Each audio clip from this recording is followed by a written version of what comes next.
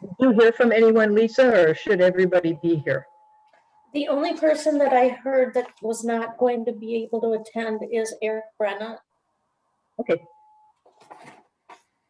Looks like we have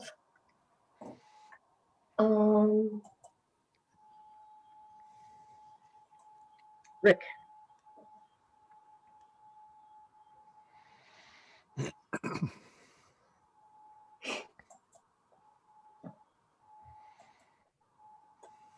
We all got on so quickly. We're not used to that.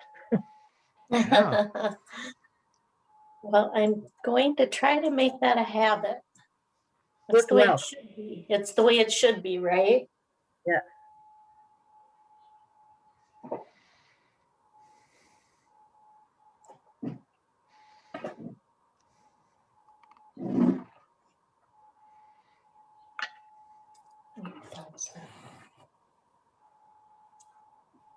How many years did you work for AT&T, Elaine? 25. I retired early. Okay, good for you. I worked on the phones forever, so it was loose, AT&T, Lucent, Avaya. Yeah, yeah. So that's what it is now. Is that what it is? Avaya, yeah, that's the. There's a name. Oh, Yeah. I didn't realize Avaya was formerly known as AT&T. Yep, that's the family of it. Wow, that's interesting. Probably cost $2 million to figure out that name. People always think it's bottled water. Say Avaya. Well, they have phone systems and everything else. They're a Yeah. company. Oh yeah. Now it's all cloud. Nobody puts an on-prem phone system in anymore.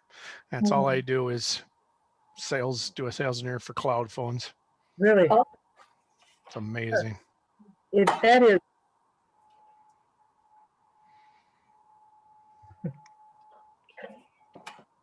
Hang on to your antiques, soon to be antique phones. I know. I put a rotary phone down the basement when the kids were little, and I told them to go down and call grandma. They were sticking their fingers in like this, not turning it. They had no idea what that was all about. They thought that was the craziest thing they ever seen. Yeah. Oh, yeah.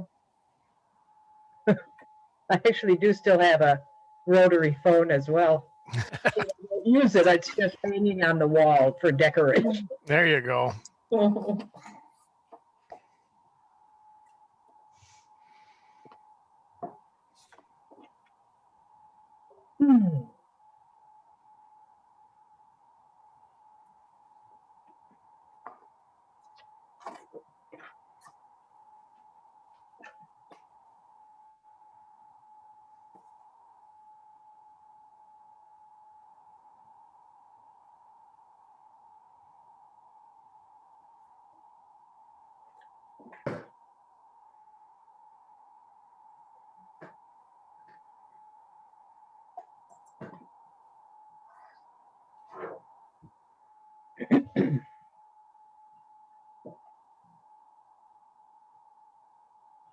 It looks like we have one more minute. We do have a couple of attendees tonight.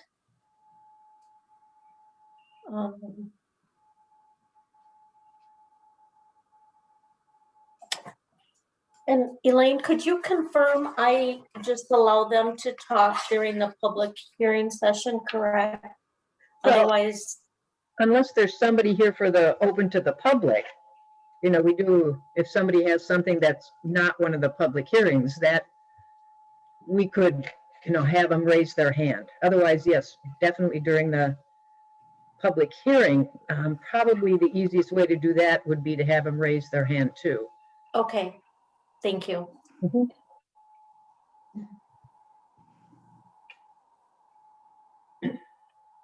Lisa, thanks for sending that information out again to John and I. I'm not sure how my email got such a low data acceptance there, but I appreciate that. Thanks. Yes, of course. And it looks like Alan was waving. Did you have something to say, Alan, or are you just waving hello? He's muted. Oh, yep, he is muted.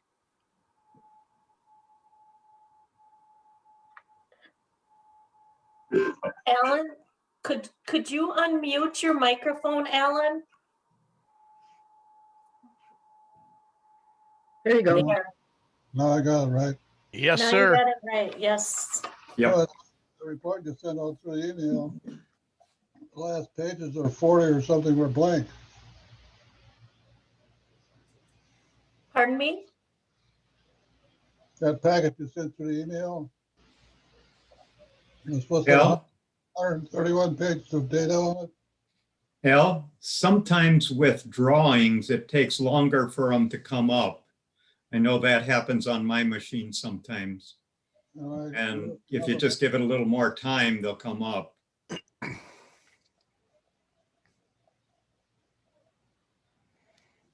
That makes sense? That makes sense. Okay. Okay, so we do have 5 attendees, 5 Okay. additional attendees. Okay, well, I don't see Lisa yet, Correct. Could liaison. you- We can, How's my volume? Can you It's good. hear me okay? Yeah. Yes. I had some trouble in a previous meeting and I just wanted to make sure you can hear me. loud and clear. It's like you live down the street. Thank you. Yeah, I'll just shout out the window. There you go. I think John and I would be able to hear you. Mm-hmm. Okay, well, it's 6:32, so we have kind of a large agenda, so I'll go ahead and call the meeting to order, and hopefully Lisa will get in pretty quickly. So first item, did you want to call the roll, Lisa? Yes. Chair Barton, Here. Commissioner Blees, Here. Commissioner Brenna is an excused absence. Commissioner Geldman, Here. Vice Chair Mungy, Here. Council Liaison Wong. She's not here yet. Commissioner Weiss, Here. Commissioner Warm, Here, and from staff, we have planning consultant Zweber and myself. Okey doke. Lisa, We it have a, looks like Lisa Wong is in the attendees. Can you Oh. promote her? Oh, she did come in. Okay. There we go. thanks, Eric.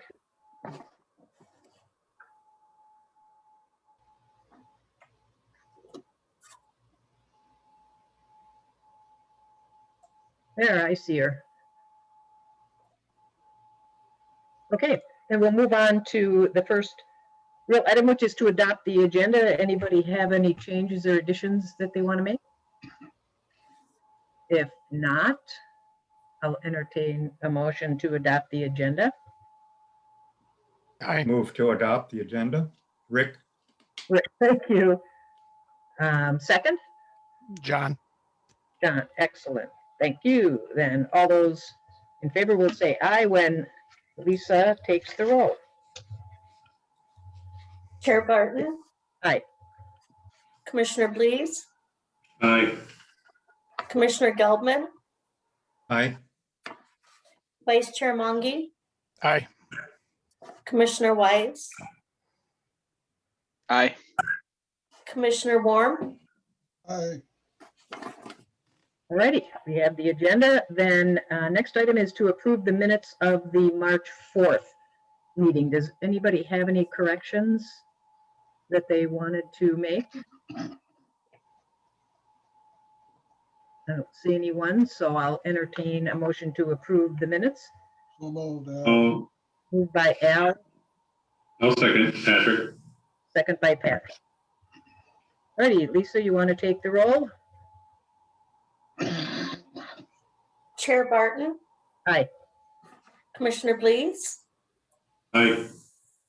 Commissioner Geldman, Aye. Vice Chair Mungy, Hi. Commissioner Wise, Aye. Commissioner Warren. Aye. That's cool. Then we have meeting open to the public. So if there's anyone from the public in attendance and you wanted to speak to the commission regarding something other than one of our 3 public hearings, now would be the time to raise your hand. And, I have a hand raised by John. okay, John, if you unmute your microphone, you should be able to talk now. and please give your name and address as usual. John Schmall, 2750 Chisholm Avenue. Please bear with me. I had surgery today and I just read the little thing that was included with the OxyContin, and that a class 2 narcotic. If you drive, you're considered impaired. So talking to might be impaired. I noted that on the information that goes out to the citizens on Civic Plus, that there was or were a previous version or versions of the agenda. And it only took me approximately 3 years of suggesting for the council meetings that when there was previous versions, there were changes, there were new updates to the agenda, that there should be some mention of what was the change. And I think it showed up about 2 meetings ago where the change would be mentioned where the actual meeting shows up on Civic Plus. They make a short note. I had suggested that they do like the Planning Commission does, to put the change in red, but I didn't get that. But anyway, you know, time does work in favor that you do get changes.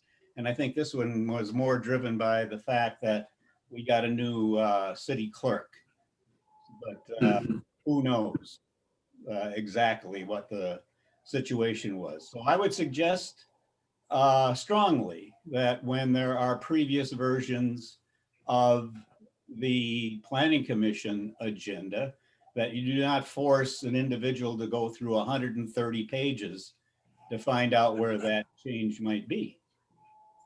Just a suggestion. Okay, thank you. Anyone else? We do not have any other hands raised. Okay, thanks. Is that a change that you could take care of, Lisa, regarding when there's a change to the agenda? Absolutely. Okay, thanks. All righty, then we'll move on to the first of our 3 public hearings, and that is a conditional use permit request to construct a security entrance and addition for Cowan Elementary School. Eric, is that a conditional use amendment or is it a new one?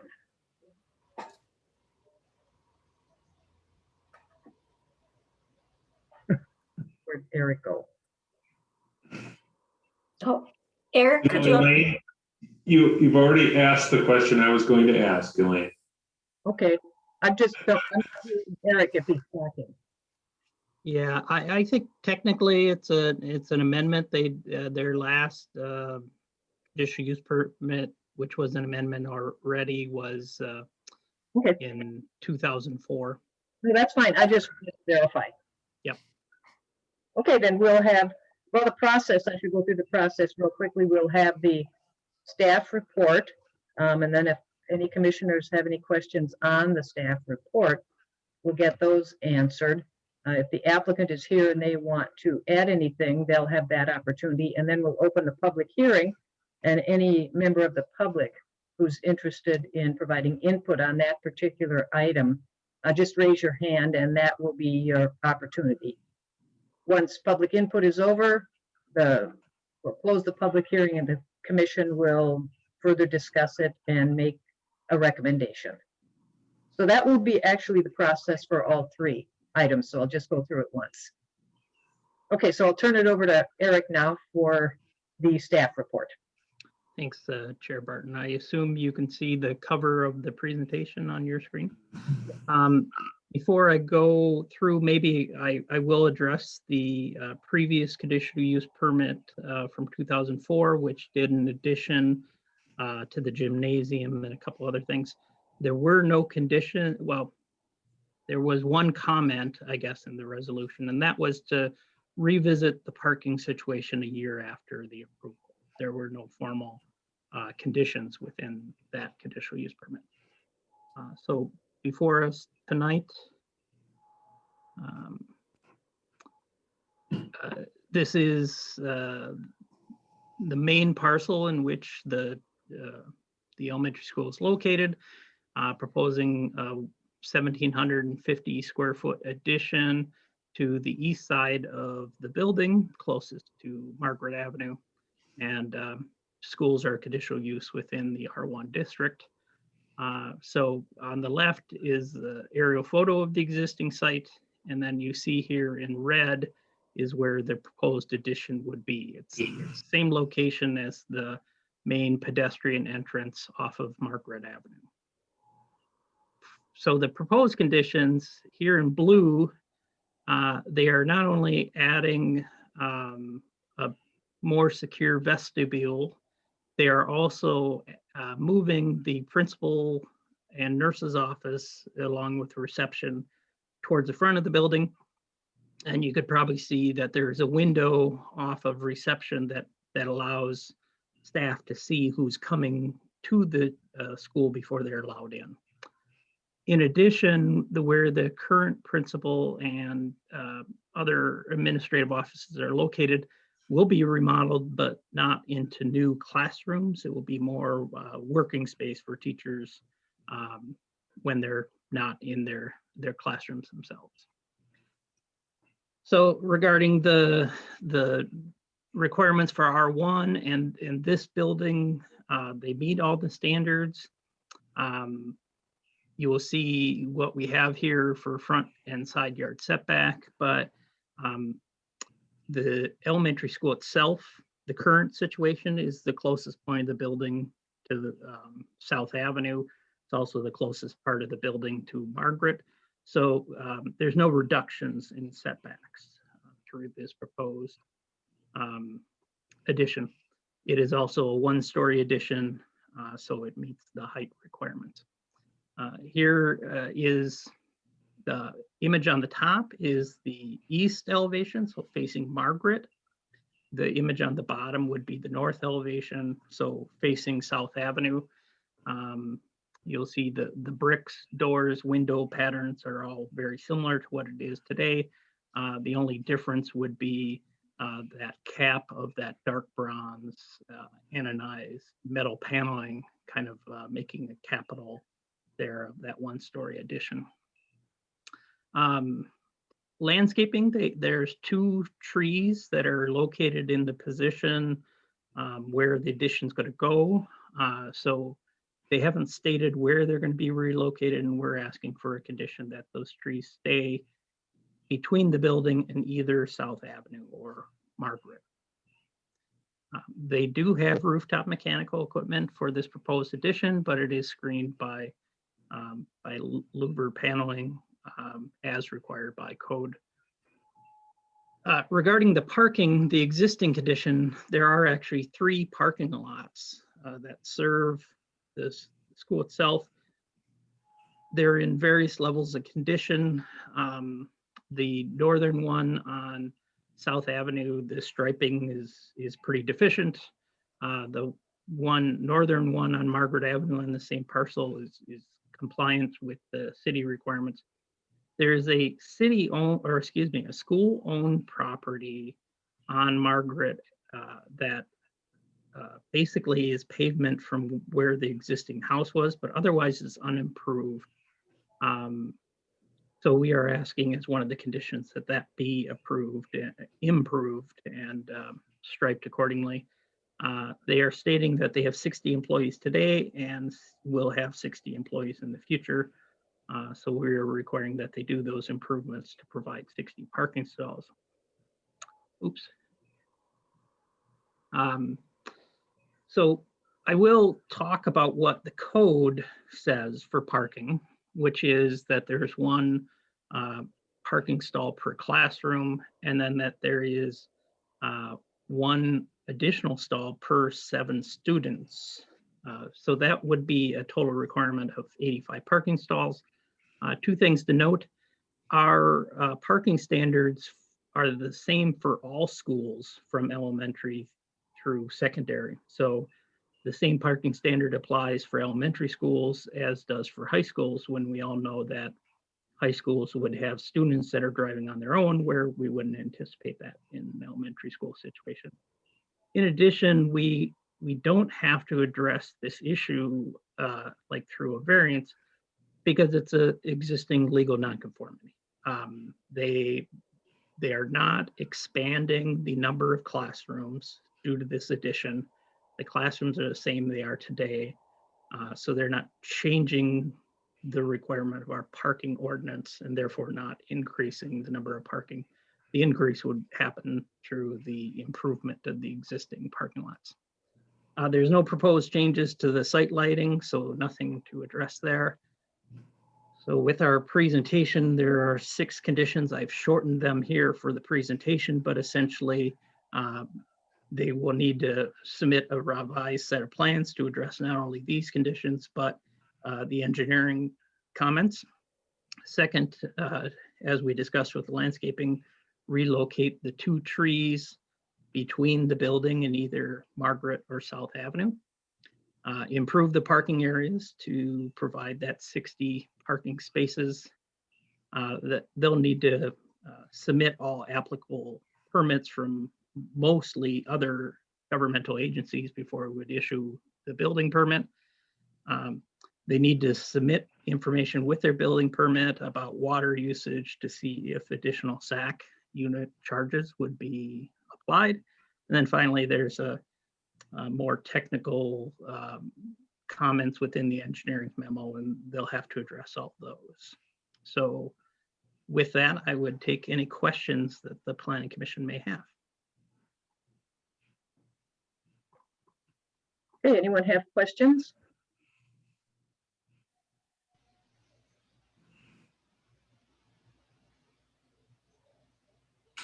I have a question, Eric. The reference to informal parking on the south, can you identify what that is now and where that is? It was circled on there. Yeah. What's the condition of that parking right now? The aerial photo doesn't, is a little grainy at this level, but there used to be a house here and a driveway. So there's a driveway, and then there is some pavement on the north side of the driveway, but essentially to the west and south is gravel. And so non-compliant with the city code.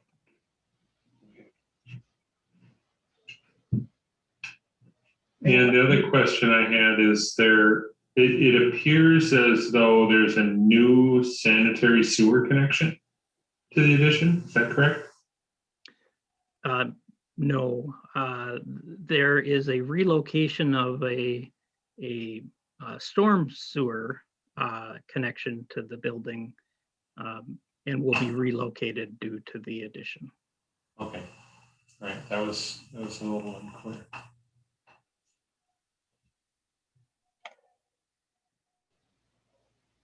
Anyone else?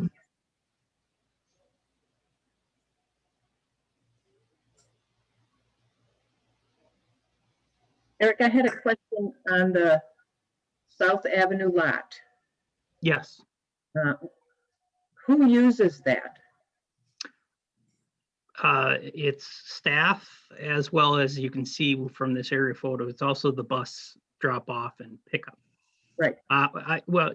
It's staff, it's guests, it's the kind of the general public that would come to this building.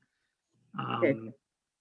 It's hard to tell from the photo. It what condition is the striping in? I mean, is it clear and, Yeah, I'm not sure. Looking at a couple of different recent aerial photos, sometimes the striping looks pretty poor. This one, it doesn't look as bad, but the condition is we want, all the parking areas to be brought up to compliance and striped accordingly to provide 60 parking stalls. well, that does not necessarily include that one though, correct? Isn't that the other two? That's condition 3, where it talks about the parking area on 2095, or is that part of the and to provide 60 spaces? I could have been more clear, but that's what I meant by to provide 60 spaces. They would not be able to provide 60 by the 2 on Margaret alone. Okay, To provide 60, they would have to include the okay. lot on South. So that's a good point. The intention was all 3, but if we want to clarify that includes the South Avenue lot in that condition, that would be appropriate. Yeah, maybe we could just add that to it's the one on Margaret, well, the informal parking area on Margaret lot on South. Mhm. I live over by Colorado grade school, and I see the south parking lot is, I think it's most like 2/3 full once they're done. So there are plenty of parking down there too, yet that's not being used. How many spots does it hold now? It looked like there was, it was hard to tell from the aerial photos kind of how many there is, but it looked like there was in the neighborhood of 45 or so in the parking lot on South Avenue. But they're not adding any more employees. We're just trying to add spots to make it to what the level they expect it to be. Is that correct? Correct. Okay. Yeah, I periodically drive by there and I do see a number of cars. As a matter of fact, that used to be a polling location that I worked at. And that's the lot we used. I didn't think it had been improved since then. Okay, Well, any questions? The guy across the street has a "Don't park by in front of my mailbox" sign that's about 10 feet by 10 feet. So I think he'll probably like that little lot to the south. Yeah. Okay, any other questions on the staff report?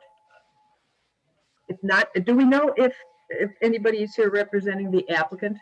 I seen that the architect, lead architect was there, but I'm not sure if anybody else is. Maybe we could ask them to raise their hands and then we can promote them. If they want to add anything.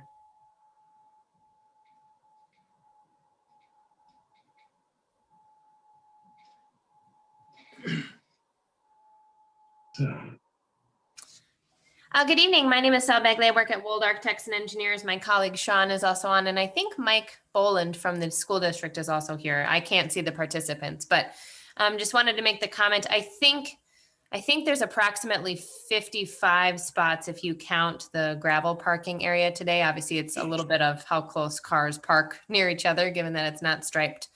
So I guess I think we understand the discussion, and maybe we can work with city staff on how to best reach that target 60, because I don't think formalizing the south lot is actually going to get there unless maybe you can park to the very west of that, and I'm not understanding that. But I also think maybe that the northernmost lot on South Avenue, it's confusing, might actually be able to hold more cars with a different striping. So the pavement striping is not super efficient. So That's a pretty good size lot. I would guess I saw 35 or so cars in there earlier this week when I drove by, and there was still room. sure. Okay, thank you. Any other comments from the applicant?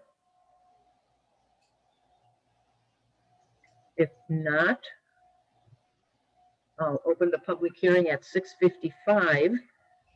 So if anybody from the public wants to comment on this application, now's the time to raise your hand. And if we have any takers, just please give your name and address for the record.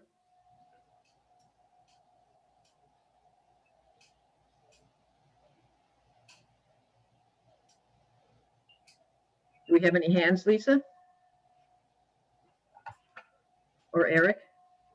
Yeah, Lisa's on mute. It does, there's nobody with their hand raised in the attendee Okay. group. We do have a chat that indicates Sean Kelly, Sal Bagley from Mulder here, as well as Mike Boland. But, okay, so yes, I do see Mike on here now. Okay, But there's no other members in the attendee list have their hands raised. okay. I just want to make sure, is everybody on video or some kind of device where they have the raise hand feature, or is somebody just on a phone where maybe they don't know how to raise their hand? Can you tell? You know, I have- absolutely, I can't tell, but normally when it's just a phone, it's a phone number. Yeah. And we don't have anybody that is just a phone number. Okay. All right, then if there aren't any takers, I'll close the public hearing at 6:56, and the Planning Commission can further discuss it. So anyone have anything they want to add? Let me see if you keep moving my screen so I can see everyone. Guess I'll do that.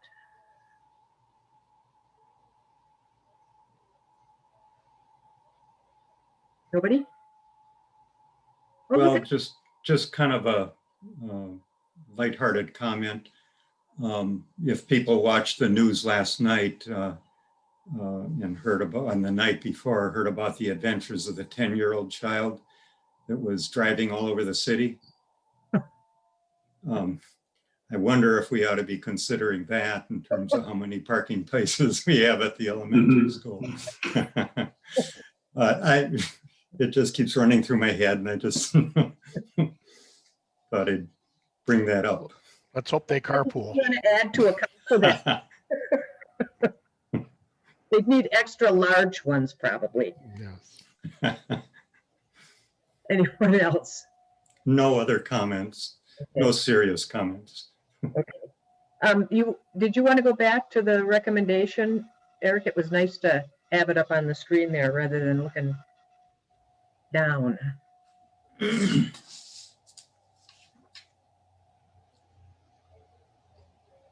You're muted, Eric.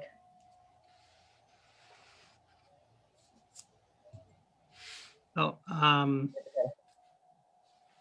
there you go. How is that? That's good. So this would be a recommendation that the council approve conditionally an amendment to the existing conditional use permit with the 6 conditions listed. So do I have a motion?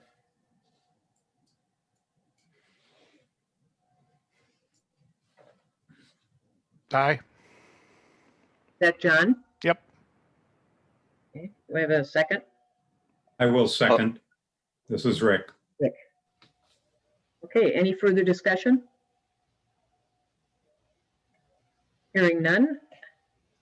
All those in favor will say aye, those opposed nay when Lisa calls the roll. And thank you, Eric, for taking the screen down. Chair Barton, Aye. Commissioner Blees, Aye. Commissioner Gelbman, Aye. Vice Chair Mungy, Aye. Commissioner Weiss, Aye. Commissioner Warm. Okay. That's the recommendation we'll make to the council then. Eric, do you know when this will go to the council? Next week or the week or the 2 weeks after? Well, I guess that's a good question. The application schedule has it on the first meeting of May. We told the applicant when they submitted. I think that would give us a little time to talk with their team about parking and striping and getting that resolved. So that likely would be the case. I'm jumping the gun a little bit, but I'm pretty confident that North High School won't be on until the first meeting in May. So it'd be nice to kind of bring them both forward at the same time. Okay. And then the staff report for the council will reflect the slight changes. Correct. Alrighty, then we can move on to the second public hearing, which is this also a conditional use permit amendment? This is a conditional use permit amendment, but the building height variance is new. We did not find anything in our records that they Okay, received a building height variance in the past. And I think we talked about that a little bit in our staff report, why we think that Okay. didn't happen previously. okie doke, then same process. So we'll start out with Eric giving the staff report. Thank you. Let me pull my presentation up here. I assume everybody can see the presentation. Okay. Again, correct. This is a conditional use permit amendment, and the building height variance is new. We did look at our records at the last approval for a conditional use permit at North High School, and there were no conditions, no mention of anything to be reviewed. So there's no conditions to carry forward from that previous project. You know, we're showing here the existing site, but the way this shows up in red probably is worth a slight mention. All the area in red is one parcel. The legal description for this property includes the vacations of the streets and alleys in this location, but it was never replatted, so it didn't go away. But it is all one parcel, and then there's a couple of parcels there with the parking lot to the east. So the proposed addition, as I kind of described in the staff report, includes a phasing plan that is a number of different items.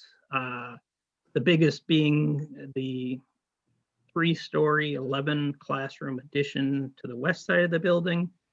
There are a couple other exterior building improvements, including particularly the main entrance security improvements to the east. We'll go over that a little bit more detail in one of the next slides.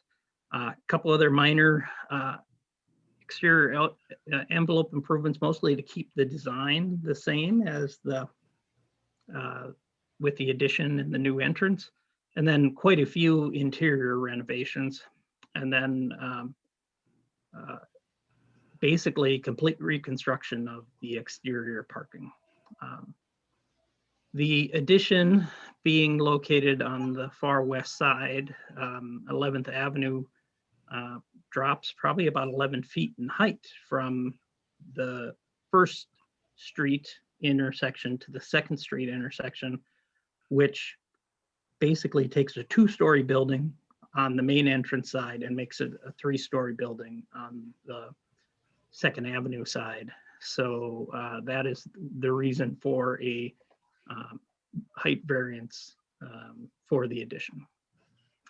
So again, existing condition, there is parking on the west side off of 2nd Street, as well as the southern parking area, which does provide a connection to the main entrance off of 1st Street, and then parking to the east. The proposed condition, or the proposed additions, are this 1,000 square foot entry addition on the far east side, and then the 11 classroom, 27,000 square foot addition on the west side.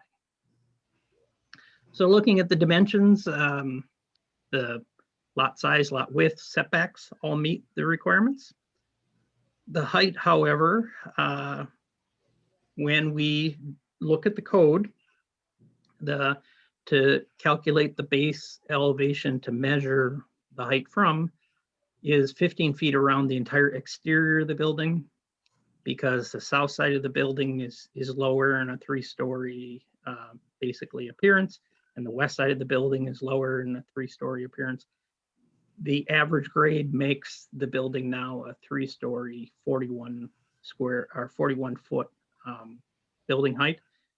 That is the height of the existing building. It's just as they move west, the ground becomes lower. So the variance requirements here, showing that this is a practical difficulty, something they didn't create, etc. I went into more detail about those individual standards within the staff report, but we can certainly go into more detail about that if you wish after the presentation. But here's a rendering of the entrance there on basically the First Avenue side, or First Street side, sorry. And then you can see the difference in coloring that's going to happen as a part of the addition. Here is the west elevation, and then a picture showing kind of the existing addition. So parking here, they are actually proposing a decrease in the amount of parking. And I will just mention, as I did in my staff report, we're weighing the decrease in parking versus the improvements in both access and circulation. But here is how the parking changes as a component of who they are planning on it using it. Currently, there is staff parking of about 250 stalls. That will be reduced to about 180. Student parking is 80 or 180 stalls now. That will be reduced to about 140. So the total parking on the school property goes from 427 to 325. So a reduction in 102 parking stalls. There is 102 parking stalls that they have an easement for at St. Mark's Church. They have that easement today. That will continue in the future. We talked a little bit about what the code actually says about parking, which is that one parking stall per classroom, and then one stall for every 7 students. There are 67 classrooms at the high school, or will be when the addition's done. There's just a little over 1,800 students. That would require 325 parking stalls. But the other element they're trying to improve with the complete reconstruction of the 2 parking areas includes a couple of access improvements. First, well, I said first, but Second Street, the accesses won't change. The big difference is the circulation wheel that you won't be able to, in a normal vehicle, get from the western parking to the eastern parking through that south entrance. On the First Avenue and 11th Street, there is currently 3 accesses along 11th, and there will only be 2 with the proposal, and one of those 2 will actually be a one direction entrance or one direction access, and we'll talk about that in the next slides. So this is existing, that's proposed. You can see how not only this south extension will not continue, but that there is now this parent drop off on this side, and we'll get into that a little bit more detail here in the future or through this slide. So today, what I'm showing in red is where the student parking is. So it's the opposite side from where the main entrance is today. And then staff parking is actually split between the southern portion and the eastern portion. And then school buses are essentially on 11th Street. And there isn't a dedicated area for parent drop off and pickup. So that kind of happens wherever it can happen. And a lot of times either is intermixed with the buses, are near the accesses, or on street. So the proposed is that the student parking will get moved to the east. The staff parking gets moved to the west and the south.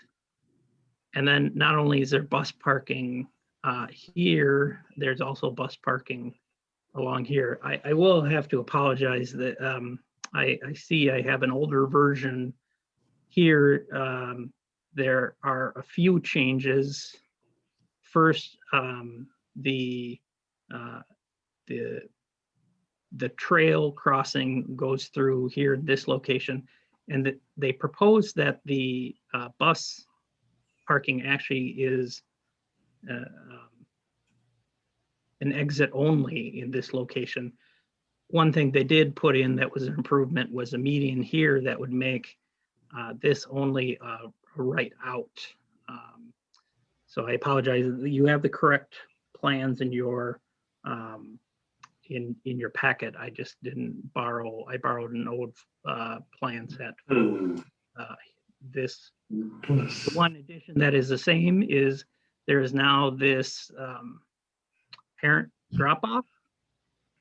Not only would there be enough space for 11 parents to park here, this location is beneficial that if that was exceeded and there was additional parking, that would be within the parking area itself. It would be quite a while before it spills back into 2nd Street and even longer before it, worked its way up to 2nd and 11th. So it's a big improvement there to give the parents a place to loiter or wait that doesn't interfere with the other circulation or the other parking within this site.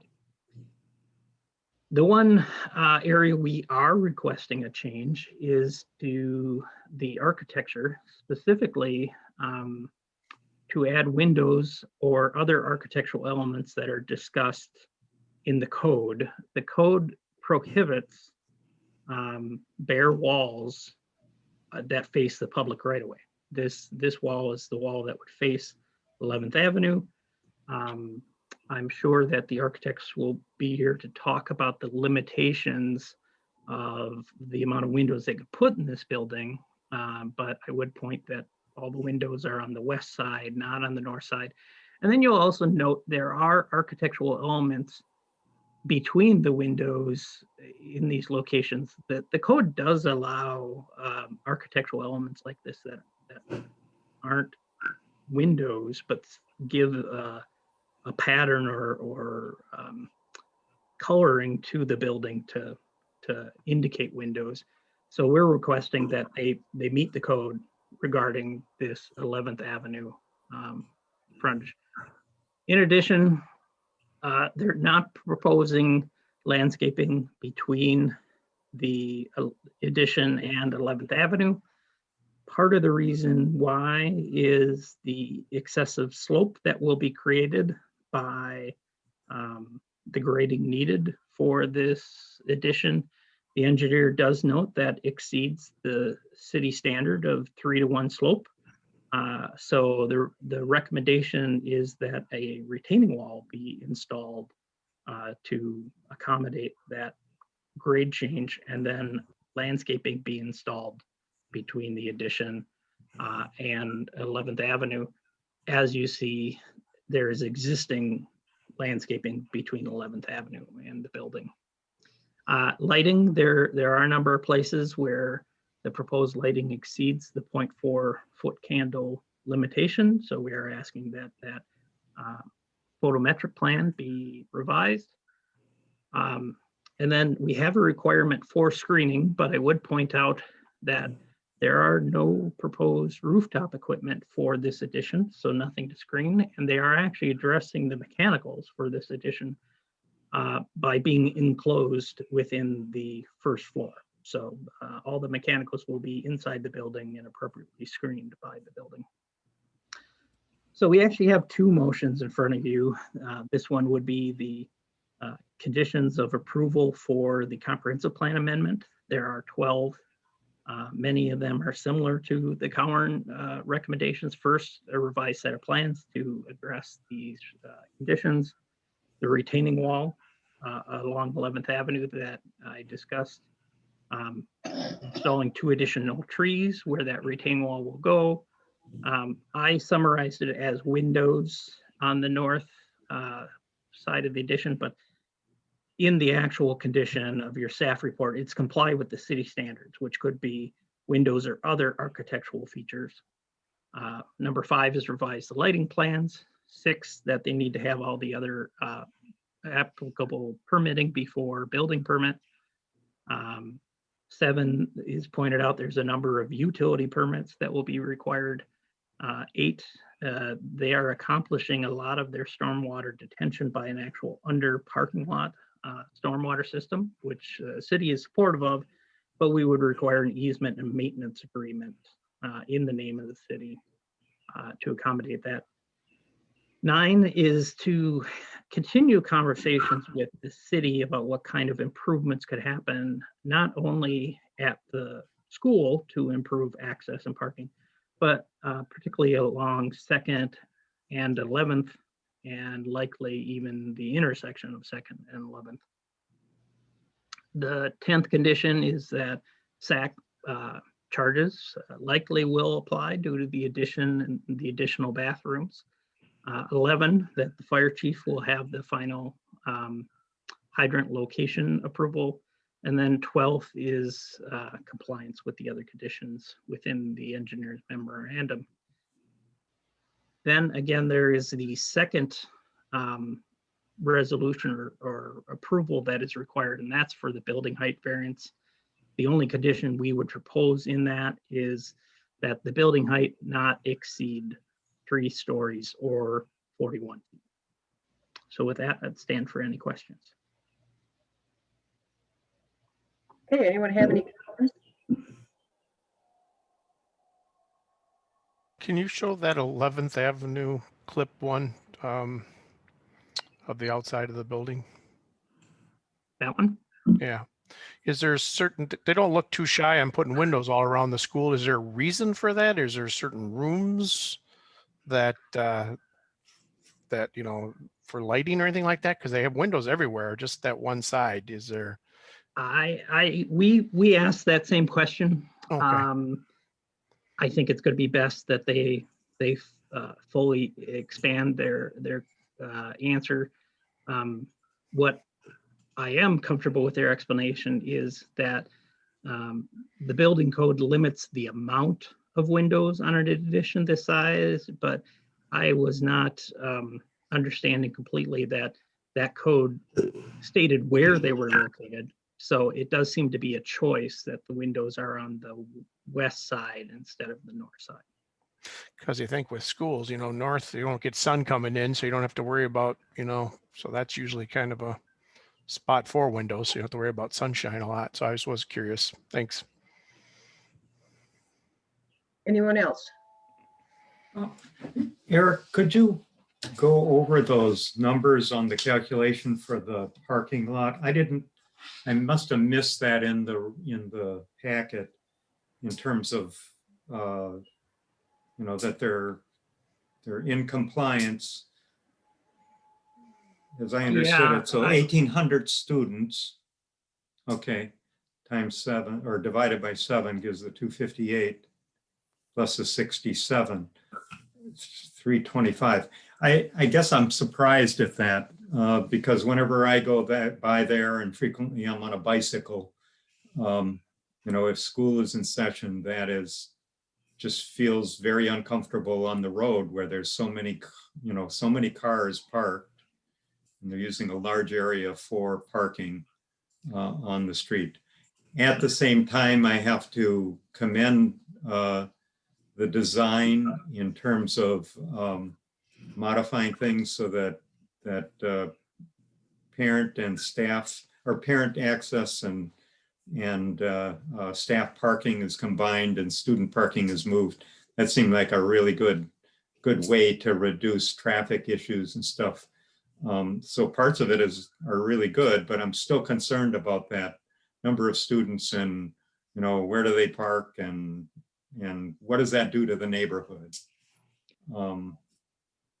Yeah. Commissioner Geldman, you're not the only one to make that observation. But you also, you know, stated the balance that we're trying to achieve here of parking is important. I mentioned a little bit with Cowan, our parking requirement is the same for elementary schools as it is with high schools. And in all reality, maybe that parking standard should be looked at in the future. And this might show that for elementary schools, our parking standard is probably too high, and for high schools, it might be too low. But this is the code, and this is what's provided. We want to continue to work with the school district to ensure that boots on the ground, what actually happens is safe. But this is only simply saying what the code says and what they're providing. And is the code based on how many students are going there right now? They're planning to add quite a few classrooms. I would imagine that represents additional students in the future. That is what they stated to us, correct? That after the addition, this would be the number of classrooms and students they're projecting. I see. So is that the capacity then, essentially 1809 is capacity? I don't know that answer. We could ask the school district if it's at capacity. Also on 11th, as you turn off Helen and take a right turn and go down 11th, it's kind of weird because you mentioned the elevation, how it goes down. So you turn the corner, you go down, and then there's a stop sign right there. It seems like a lot of people have trouble with that stop sign because cars can be blocking it, and if they can just have some kind of knowing that that's coming, I think a little bit more signage to say stop sign ahead or something like that, because as I come around that corner, you're curving down, and I think it's a kind of a dangerous spot when you got people walking across, especially from St. Mark's now going across that street to school. Good observation, yes. Chair Barton, we do have two raised hands. The first is Sal Bagley of Wold Architect, and the second is Sean. I'm going to bring Sal Bagley forward. Okay.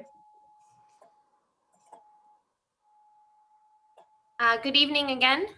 Sal Bagley with Wold Architects and Engineers, and Sean is my colleague. I just wanted to provide a little bit of information, and then Eric, if it's okay with you, I thought I'd talk a little bit about the building code and the windows and kind of where we stand with that. So I also there's been a couple comments. Yes, the end capacity of the building will be 1809 once the addition is complete. So just wanted to confirm that. So if you wouldn't mind, maybe we go to the rendering and I can walk through the building code change. And Eric, you're absolutely right. The building code does not tell you on what face you can put windows. So that's absolutely a true statement. So in May of last year, the state adopted the ICC 500, which requires any addition or new building that's a school of over 50 occupants. So two classrooms triggers it. To be fully designed and engineered to survive an F4 tornado. And so this project falls within that. So among many other things, it requires very serious structure, I guess is the way I describe it. So the roof has to resist uplift of 250 miles per hour. And the amount of penetrations we're allowed to put in the windows or into the walls with windows is highly limited. As we have to make sure to put a shutter on the inside of all of them, basically a hurricane rated shutter that can be closed in the event of a tornado to prevent projectiles from coming in. So we've actually had people have comments about why didn't you do the big 2-3 story curtain walls that the existing building have? And actually there are not products on the market that can meet the code and allow glazing of that size and scale. And it's also very difficult to have a window breach the floor plate and then still meet that code about having to have shutters. So you can see what we've attempted to do on the west facade is to emulate the window language by putting some metal panel between a few punched openings to try to, again, kind of harken back to that curtain wall language. But that's kind of the limiting factor. So when it comes to the north facade of North, the one that faces the street, it would certainly be possible to add a window or two. We had actually focused all of the windows on places that actually have classrooms and trying to get every classroom windows equitably. But that being said, we do believe it would be possible to add a window or two on the north facade. I guess the design team stance was that the code actually, or your code and ordinance actually calls that a material change is a compliant definition of not a bare wall. So we actually we're of the belief that our design was compliant in that regard because it changes from brick to metal panel. But that being said, like I said, we are capable of adding windows there. We do have to have it, and Sean might have to correct me. I think it's a 34-foot wide solid piece for lateral loading due to the atmospheric air pressure of the tornado, but that wall is longer than that. So we think we could add maybe 1 or 2 windows and potentially still meet that. So I just wanted to jump in on a couple of those, and I think Sean probably was going to talk about the site flow and function. So whatever you'd prefer, if both of us speak or if you want to go one topic at a time. Well, I think it might be a little easier if we go topic at a time. We can do that. I was just raising my hand to make just one quick clarifying comment on the current site flow. As I understand it, currently the west lot does function as the parent drop-off. It is a dedicated parent drop-off area. The challenge is that it was never designed to be that, so it doesn't function well, but it is intended to be used for that purpose. Patrick, were you going to say something? I have a couple of questions. Of the staff report or of the applicant? Of the applicant. Okay, go ahead. I'm curious, the area on the north that is referenced in the engineering report about being a steep slope adjacent the public walk. There is pavement there that is new adjacent the building. Is the purpose of that pavement to make for an accessible egress from that stair? Yes, I believe so, but our civil engineer from Larson is on as well, Nathan. So if he raised his hand, if somebody wouldn't mind unmuting him. I was curious if that pavement is crucial to the function of the site and the building, and if maybe that would be a way to improve that slope condition. Just a question, I guess, what the rationale is. Yes, this is Nathan with Larson Engineering, working with Wold on this project. As Sal mentioned, there is a door that kind of comes out there, so we need egress to get people around the north side of the building. So that's why we have that 6-foot wide sidewalk there, which is unable to be graded up against to help soften that slope.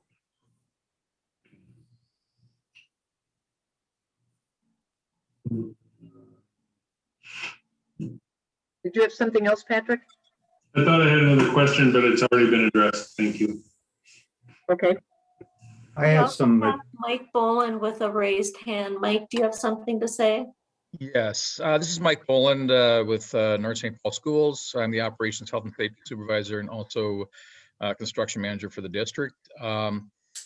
Just wanted to make sure that you understand that if you remember, we have over 300 kids moving back and forth from the District Education Center, going back and forth every day, every hour during our classes. So but 300 students now will be going into this new section, so we won't have that anymore. That's one of the reasons why we won't be increasing so much for our population. Our population's already there. We just have it at the District Education Center on the 3rd floor. Okay. Just wanted the members to know that. Okay. Okay. Thank you. Rick, were you going to say something? Yeah, some other questions. And one of them is about the bike access to the trails and the streets surrounding the school. You know, we talk about parking. Well, I think that students may be more amenable to using bikes and walking and so on, as well as as people become more aware of environmental issues. And I do bike through there, using the trail that goes over the highway, over 36. And it always seems like it's pretty, kind of not quite hazardous, but kind of jammed in there. And I would request that, well, maybe I can hear a little bit more about what the plan is there. Eric, you had talked about it briefly. Yeah, if you give me 1 second, I'm going to pull up a PDF of the revised plans. We did meet with the school district and the architect and specifically discuss that trail. And so I think, we have competing interests here of the main entrance and flow of traffic. But when I get that sheet up, I think it will show improvements from this previous version. And I have it here. Give me 1 second. Okay, well, So while I'm you gonna do stop that, I sharing guess I'll this. let's say a little bit more about that. It seems like, we've got an opportunity here with this redesign to integrate it more with, with some of our transportation goals in terms of, making it accessible for bikes and pedestrian traffic. So, let's take advantage of the opportunity if we're able to. So can you see my new PDF? Yes. Yeah, so this would be a good opportunity to describe some of the changes. Commissioner Gleibman, those were exactly the issues we had a concern with, particularly if in the previous version, basically the trail would have intermixed with student pedestrian. I don't know if there's any perfect solution, but now the trail going to 36 comes up, and then there's actually, the trail would continue in this landscape island, and then a couple of accessible ramps here to get through, and then basically on, you could either, stay on the south side 11th here or cross, get to 11th. So this looks like it's separated from the bus traffic as well. Is that correct? It crosses the bus traffic here, but is separated otherwise, right? The bus. So this, and if you give me a minute, this was the revision, and we have heard a concern from the fire chief about this revision. Previously, the buses had come in here, and this was in, and the buses parked on the south side, basically, of this this walkway, and that way students can come in and out and get straight to their buses without, crossing any traffic. Now, in this proposal, this farthest east entrance is in, and then if you went out, it's only a right out. Or essentially the buses, you come out, the buses park now on the north side of this, and it's an exit only. Some of the improvements they did were actually improvements for the fire and emergency services. The emergency services like this location, to be able to use an emergency situation. This is predominantly where they would go for medical, with the exception of over here is available for usually more gymnasium or athletics, but these two entrances work. The concern that the fire department had was back here in kind of this southeast corner was where the fire connection was or is.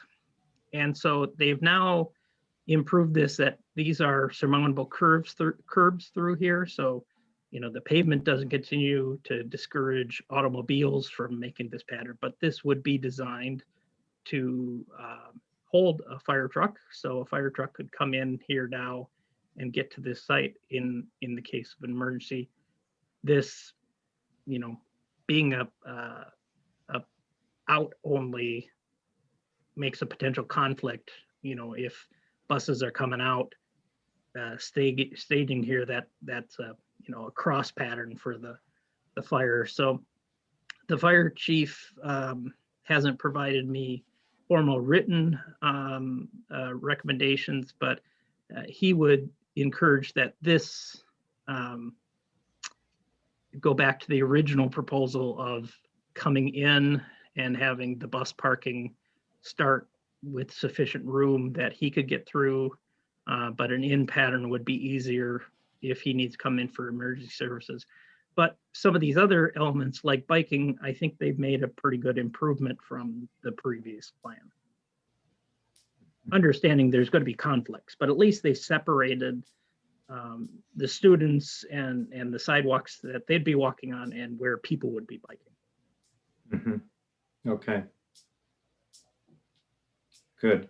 Yeah, as long as we're looking at this diagram, when I see that they're doing security changes to the entrance, you know, upgrading the security at the main entrance.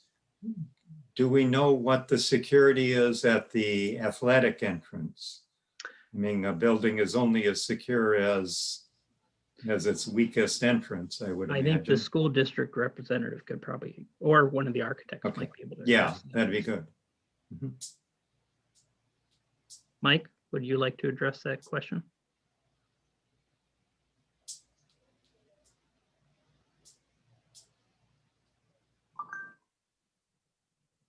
Mike, I don't know, it doesn't look like you're muted, but it may be somebody from the WALD team. Can you address that question? Sure. This is Sean Kelly with WALD. I can jump in, and if Mike gets live, he can. Am I live yet here? Oh, there he is. Okay. John, why don't you bring it up, because we're addressing the on both issues on that.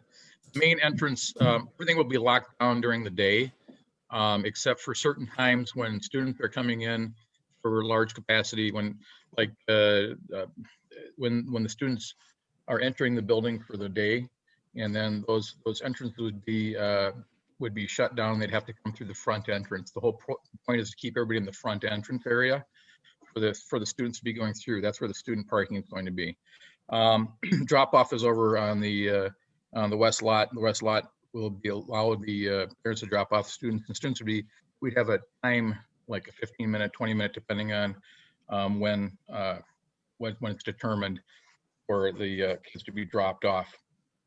Sean, that's pretty much, is that right? Yeah. So it'd be pretty much consistent with how the district operates the majority of their buildings, probably all of their buildings, in that in the mornings and afternoons when students are coming and going, the west and east side would be open to access the building. And then during the day, all the perimeter doors are locked except for the main entrance, which is also locked just within the vestibule. So that's the only point during the day where visitors or students who are coming during the day to school would be able to access the building. And I think right now, Mike, part of the problem you have with students parking on the west side is that when they come in during the day, I think they get buzzed in that side, the west Correct. side, which is challenging because that's being done through technology and cameras. It's not being done as a face-to-face interaction. So that's part of the reason. It's one of the contributing factors anyway to moving the student parking from the west to the east, besides the improved function of parking. So did that help answer the question? Yeah, did that answer the question? Okay. Rick, anything else? No, I think that covers it for me. Thank you. Okay. Anyone else?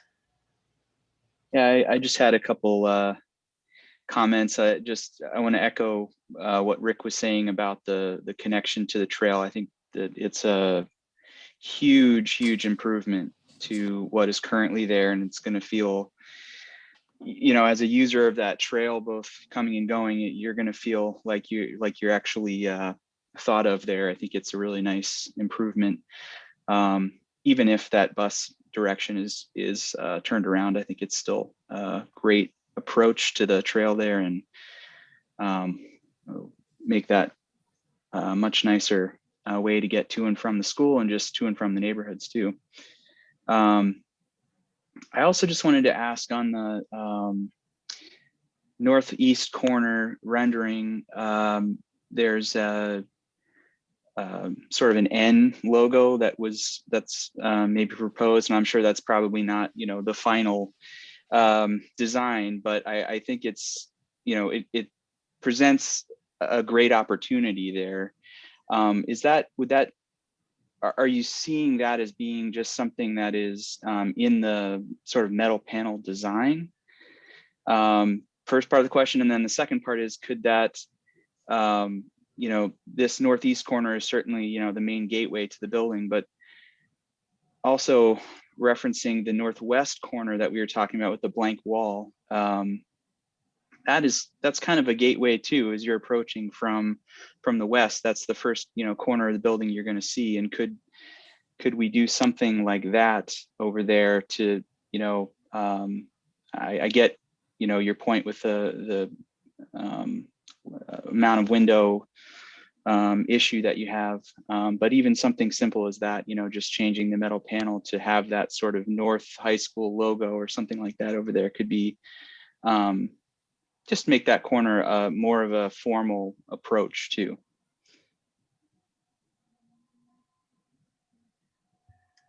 Yeah, thanks for those comments. Yeah, I think it's fair to say that the N at the main entry is a placeholder. We're working with the district's communications department on branding, as they are hoping to have consistency and equity across all of the buildings. But I think the proposal of having additional signage on this side of the building is a great one. We'd probably just have to review your ordinance for signage and see if we needed a variance or not. I can't remember offhand if there's a sign allowed per frontage or not, and those might actually be interpreted as the same because they both face north. But we'd be happy to look into that. Yeah. Is it something that you would achieve just with a metal panel color change? We are what was rendered is actually an aluminum or a metal N on top of the metal panel, but I don't know that that's necessarily a final decision either. I think it's an interesting idea. I like the idea of having it on the other side too. Yeah, it's I think there's a lot of great improvements here, and it's a nice addition to the building. Okay, any other questions? When you're talking about structure here and to put windows in, is that going to be a big expense to do something like that? Or like you mentioned, having a sign up there to do windows, would that add quite a bit because of the structure of it, the way it has to be built? I mean, they're more expensive than your average window just because we do have to put the shutter on the inside, and each one of those shutters, I don't know, Sean, is it maybe $10,000 per shutter, something like that? So a series of 3 windows stacked like this, you know, it's the cost of the windows plus probably, you know, maybe $30,000 in shutters. So it's not insignificant. Okay, that's what I was It's wondering. more than your average window, that's for sure. I would just add that, you know, if Sal talked about it earlier, but we could, in theory, add a few windows on this side. That doesn't change the structure a whole lot by doing that. It's really, we have to maintain a specific amount of continuous structure on that side. That's kind of why, you know, in the event that we added a couple windows, it might not look how we all would like it to look and sort of go in the opposite direction of what I think we want to do here. So the cost really would be in the windows themselves and the shutters. And I think that, you know, 3 windows, for example, would be probably much more than a sign of some kind would be, if you were to compare those two design solutions from a cost standpoint. Okay, any other questions on the staff report? If not, then I'll Can I make open. I'm sorry. I was just wanting to make a comment, but if I could, in regards to the design and the parking, I do think that the council will be asking a lot of questions in regards to that. So, you know, I think if there's, to go, Commissioner Geldman's point, if there's any way to boost, you know, pedestrian access, or, you know, continue building in those goals that we have that are embedded in our transportation plans and our comprehensive plans, I think that will be a good trade-off that the council would consider. But I do think that the parking will be a sticking point. But I do think that the design is much improved, certainly. Okay, thanks. Then let me go ahead and open the public hearing at 7:45. Elaine, I'm sorry, Chair Barton. Yes, The applicant has one comment or one question they have about a condition that I think is appropriate before we open the public hearing. okay, then we'll put a slight hold on the opening of the public hearing. Who wants? Eric, would you mind, this is Sal Bagley, would you mind going to the list of conditions? Yes. I think you had a think I slide have that had those. Mhm.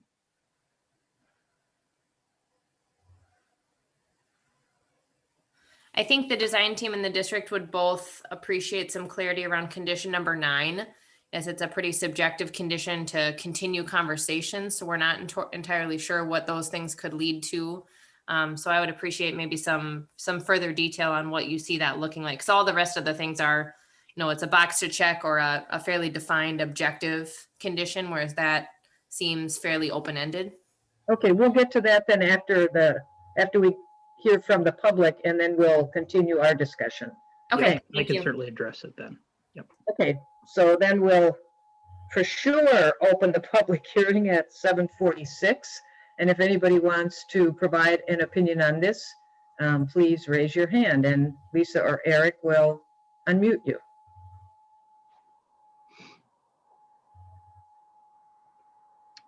I do not see anybody raising their hand, and I will say of the 6 people that are in the attendee area, 5 of them are representatives of either Walden School District, and the 6th is John, and he does not have his hand raised for this issue. Then we'll go ahead and close the public hearing at 7:47 and bring it back for little further discussion. I'm just going to comment on some of the things I heard because I agree, particularly with the comments regarding the pedestrian and bicycle and essentially non-vehicular travel, because that is one of our goals as a city, obviously, is not to increase traffic or have conflicts that we can avoid between different modes of transportation. The one thing I really wanted to get a good sense of, Eric, if you could toss the circulation page up again, is just the flow as somebody comes into each of these lots and does whatever it is they're going to do. Sure. I'm going to start with this screen because this one has the accurate directions. I can go back to the other PowerPoint if that is necessary. Can No, you I want see? the accurate one. I'm sorry? I want the accurate one. Yeah, this is the accurate one. Yeah. Can you see my hand on the screen as I move it? Yes. Okay. So to start on Second, on Second Street itself, or at least the public portion, it's essentially the same. You come down, this is in this location, a two-way traffic.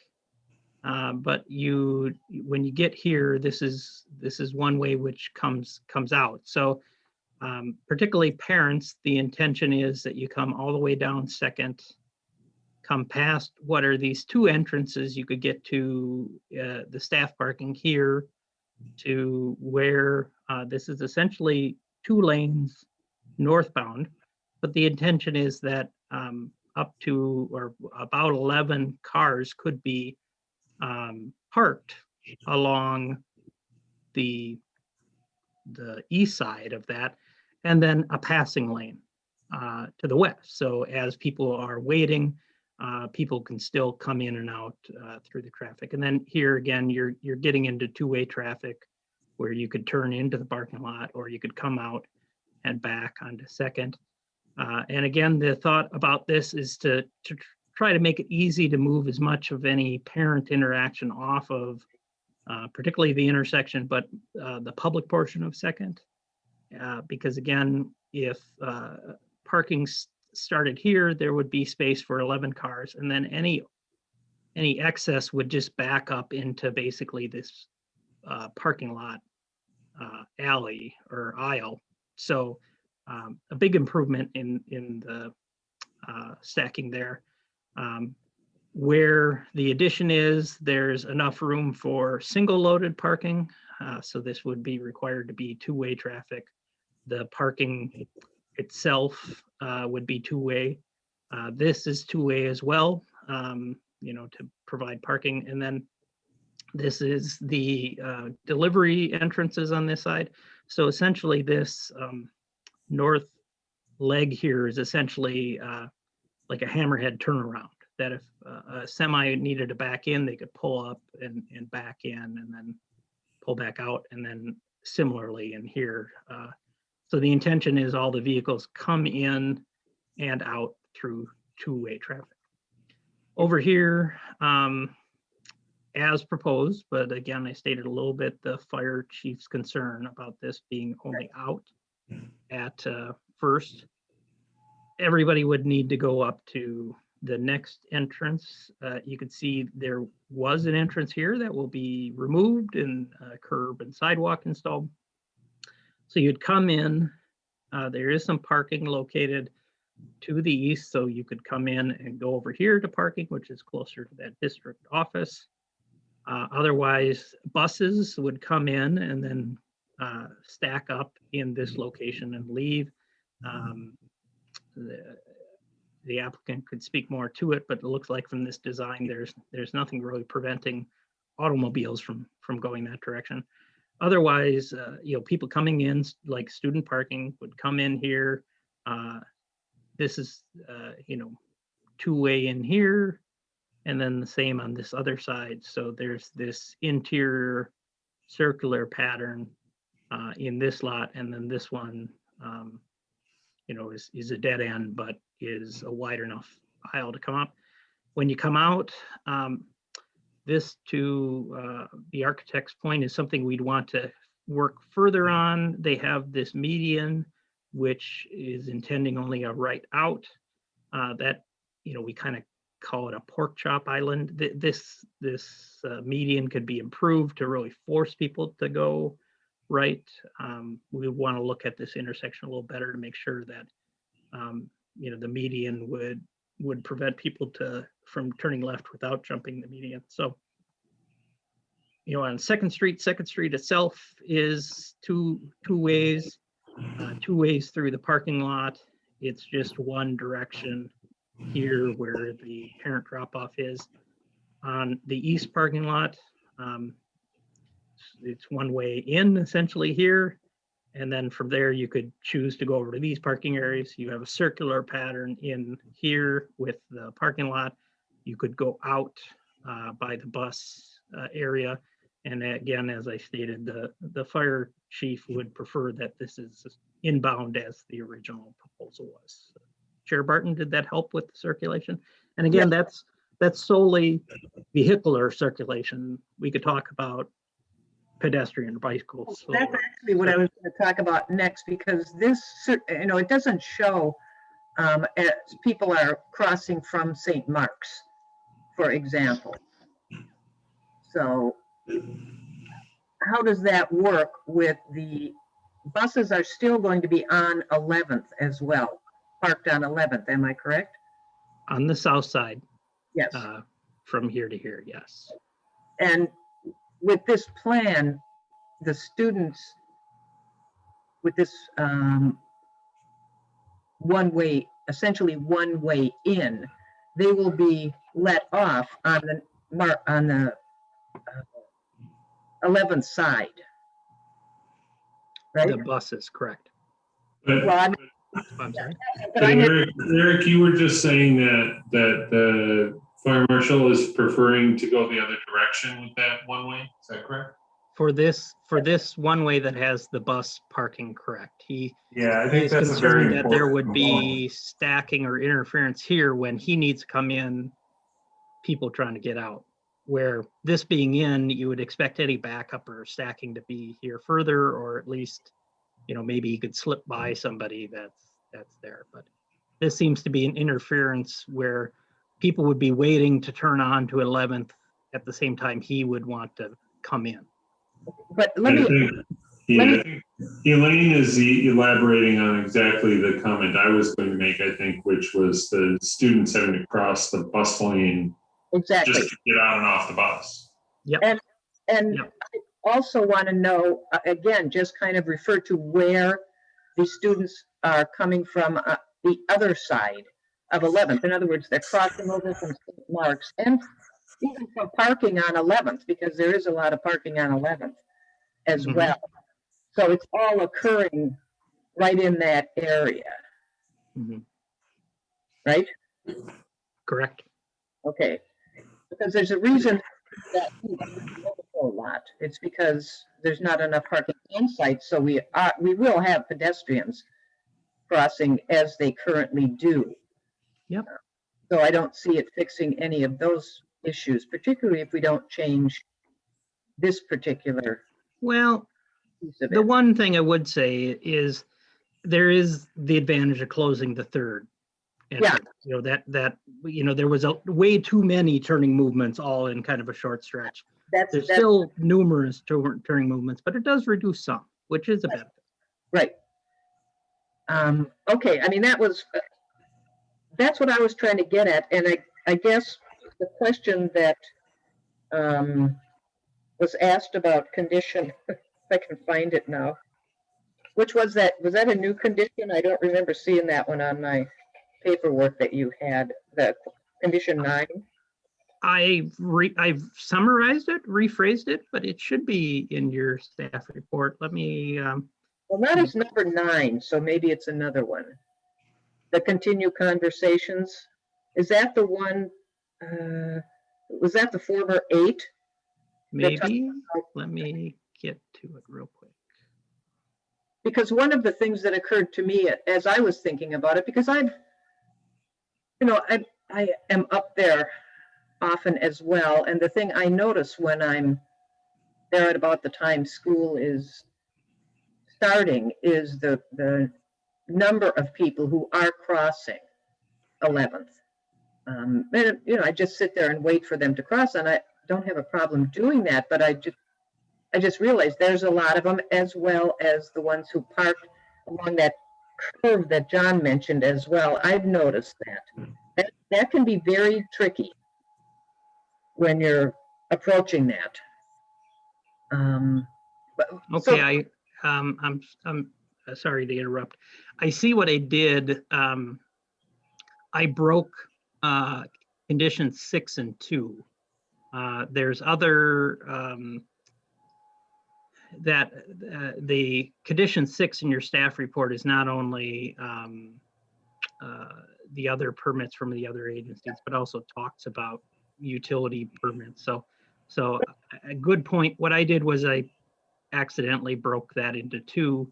So you're correct. In your staff report, what is listed as condition 9 here is condition 8. Okay, and that's fine. What I was getting at was, I think it was Rick's first comment regarding the bicycling, and not just the trail, but even folks who would like to be bicycling along the road, where we don't have a trail.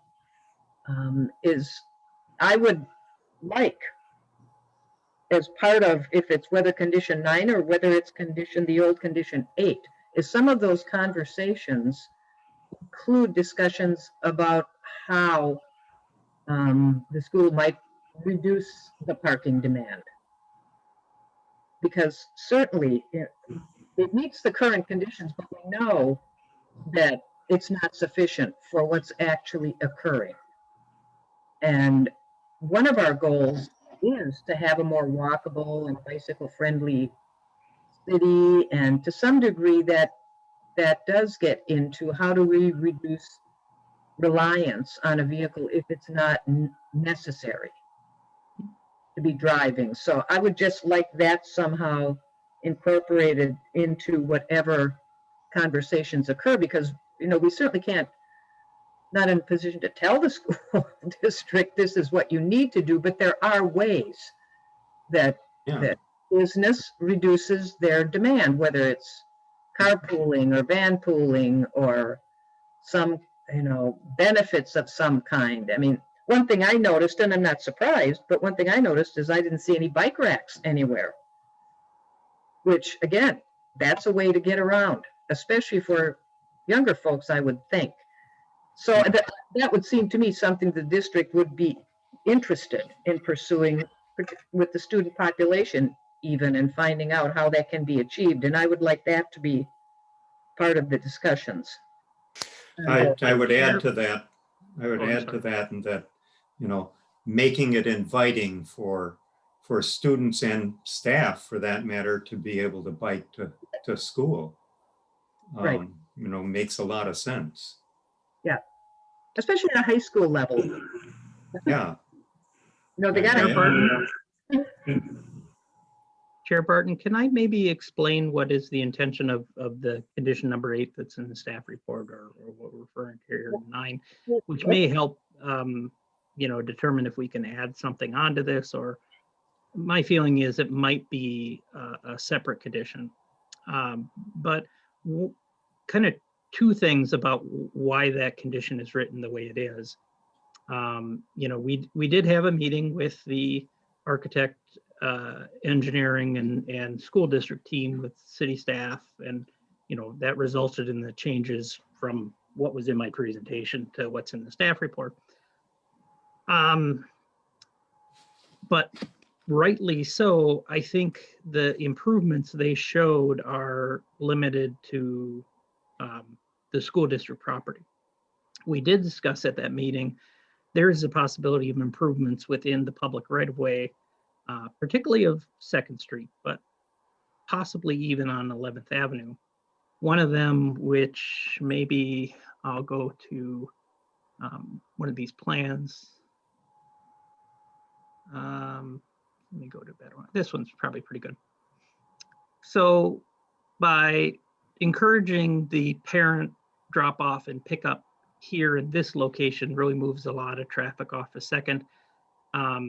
It may be possible within the existing curb line, particularly if we made the east side of 2nd be no parking, that it's possible we could make a right and left lane at that south leg of that intersection of 2nd and 11th, which then would help possibly with traffic flow, that people could stack, try to make a left onto 11th, while people who are turning right can travel more freely. So we put that condition that we, the city, want to have the opportunity to look at what other improvements could happen. Okay. The condition also is meant to address, you know, the comment from the fire chief. You know, we got these revisions, but we haven't had a whole lot of time for all of us to take a look at them. You know, there might be some things that we want to have a further conversation about, like, you know, which direction of that bus lane is best. Should it be one way in? Should it be one way out? So that's the intention. Okay. We are uncomfortable as staff at improving or expanding on that condition and move this forward to the city council. You know, until we have those conversations, we don't know what the improvements would be. So if the architect team or the school district wants more clarity on what that condition is, unfortunately, that's going to take more time. And I'm imagining we want to move this forward in good faith and continue those conversations. Well, what I'm really referencing is certainly, you know, you can't necessarily come up with effective concepts for how you might reduce the demand to your site, you know, in a week or two. So my thinking is more within some period of time that we would hear back on what proposals the school district has for addressing the demand that it has for parking. I think that's a great idea, but I would recommend that's in a separate condition. So based on your staff report, an additional condition 12 that, and if I'm understanding kind of your direction correctly, the school district or their consultants will prepare a report of how demand particularly parking demand can be addressed. And I think what you're getting at is if there's more pedestrian or more bicyclists, there's less cars. So how can they work with their employees and their students to try to decrease the parking need by decrease the amount of vehicles coming on site? Am I summarizing that well? It's like a traffic demand thing. And it's not, certainly, I think a big piece of it is the parking and the, like I say, the traffic, the pedestrian issues as well, when you have so many folks coming across 11th, which is a busy road anyway. Yep. But it's also the issue of pollution, vehicles, the whole thing. So I just think big picture, when it comes to our transportation goals, that fits in. And I do know that in the next, not that long from now, we're going to have to be addressing our actual parking standards. And that, might give us a little insight as well into what kind of demand schools actually have now. Mhm. So it just seems to me that it's a benefit the school, it benefits the community, and it benefits the planning commission as well. It seems like it's a teaching opportunity as well. Yes. It. That's how I look at it anyway. Mm-hmm. So I would propose, if somebody disagrees, please speak up. You can take the thing down now so I can see the frowny faces. I just think nowadays with, kids don't necessarily go home afterwards. They do programs. They need to go to jobs and different things like that. It's just, sometimes it's just not, they need to go somewhere, not directly from school. So it makes it a little hard sometimes too. So. Yeah, well, I understand. And the kind of issues that I think the school district is in a much better position to consider than we are when it comes right down to it, as far as their student base and the number of drivers and who drives because it's more convenient and who drives because they have to, who would potentially bike if they could, all that kind of thing. So that's why I proposed it. I don't have any preconceived notions about what would be the result of it. So if nobody's uncomfortable with that, I can have Eric add that. Yes. I don't know what more actually we can say about the parking. There's so much space. It meets the as we have it now. So I think it's more an issue of the flow at this point. And ideally, most of the flow will not create conflict with pedestrians. I have a comment about that, Elaine. The one-way traffic flow for the parent drop does not appear to be signed with regard to making it one way. And I would strongly recommend there be signage. Do not enter or one way or both signage so that it actually becomes a one-way drive. Right now, it doesn't appear as though it's marked that way. And then I have one other recommendation just to follow up with comments being made about connection to the trail that goes across Highway 36. I suggest straightening out that crosswalk across the bus lane to basically be in line with the red arrow that is on the new proposed conditions plan, proposed site conditions plan. Straighten it out so it connects more directly to 11th Ave. But the other thing, and understanding the complications of stormwater management and snow plowing and other things, maybe to go so far as to do a raised walk or something to make that pedestrian bicycle connection more obvious, more friendly to the pedestrians and the bicyclists, if you will. And I'm not sure what the answer is there, because like I say, the stormwater management becomes an issue because right now the water is flowing across that. And I know snow plowing becomes an issue if you raise pavement, but I'm just putting out there, maybe it's a change in pavement. Maybe the island doesn't have a raised portion of pavement there, but is actually down at grade or something to kind of level it and make it more obvious that it's intended as a pedestrian link, I think would be, because right now we've given a lot of attention to the vehicular traffic and making it friendly to them, which I think is very good. But that link, I think, is very important for the city as a whole, for the community.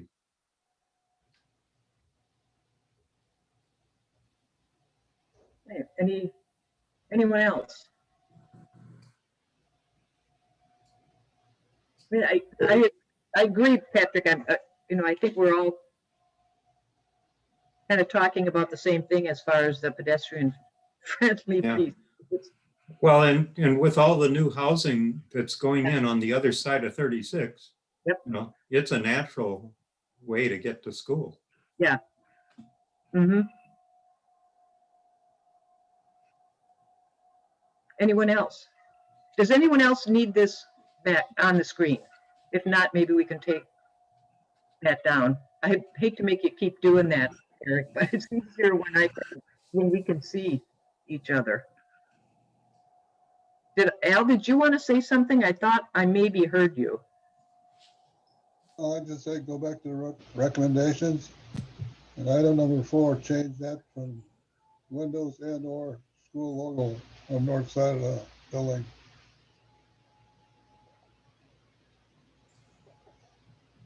Did you get that?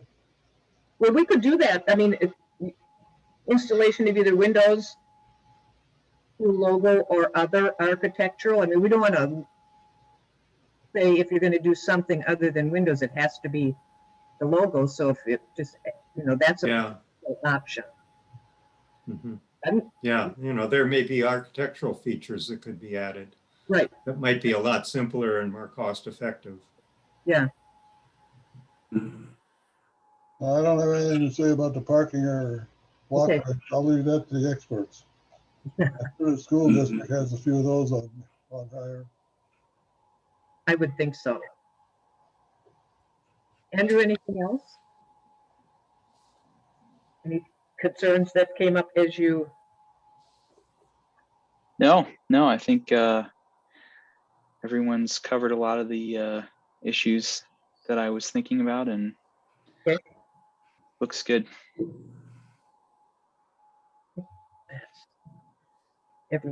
So what we have now is your new numbering. Do we have for the conditional use permit amendment? How many conditions do we have now? I still have my old copy. Yeah. So I heard a modification to condition. Would be what's in your staff report. An amendment to condition 4 to add that logo or branding could be one of the architectural elements along with the other architectural elements called in the code. Right. And then I heard a new 12, 13, and 14, which I guess I would phrase as 12. Chair Barton, was your comment about a report from the school district on parking and multimodal demand, what kind of measures they could implement to encourage that. What would be condition 12, I heard from Commissioner Blees as a signage and wayfinding plan to right, to improve what is one-way traffic and help people understand that. And then what I had as what would be condition 13 is continue to work with staff on improvements to the bicycle and pedestrian crossings in this area, which I heard included the crossing at the the school bus one way and through the parking lot for the bike trail. Okay, so that's 13. And I also mentioned about notification about that stop sign as you go down the hill there with cars parked as they cross over, right on the 11th, maybe even one of those, even the light ones that flash, you can press the button, even though it's a stop, it's show that there's pedestrians there. Just something to notify that as you're coming down, that's where people are crossing. Some kind of a. That would be a city consideration. Yeah, I would propose that we can specifically call that out in existing condition 8, the one about the future conversations, including the appropriate stop signs or notice of a stop sign coming. Thanks. I just want to, on the report one that I mentioned, I guess I don't want to leave that so open-ended that there's no kind of, we'd expect it by date X. So what's a reasonable time frame in your estimation? Well, let me put what I think my reasonable time frame is, but then I guess ask the architecture and city team if this seems reasonable. I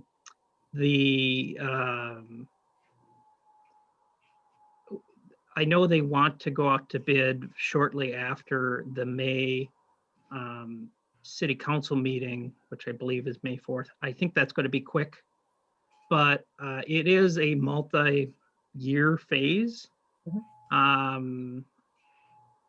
So I guess I would expect,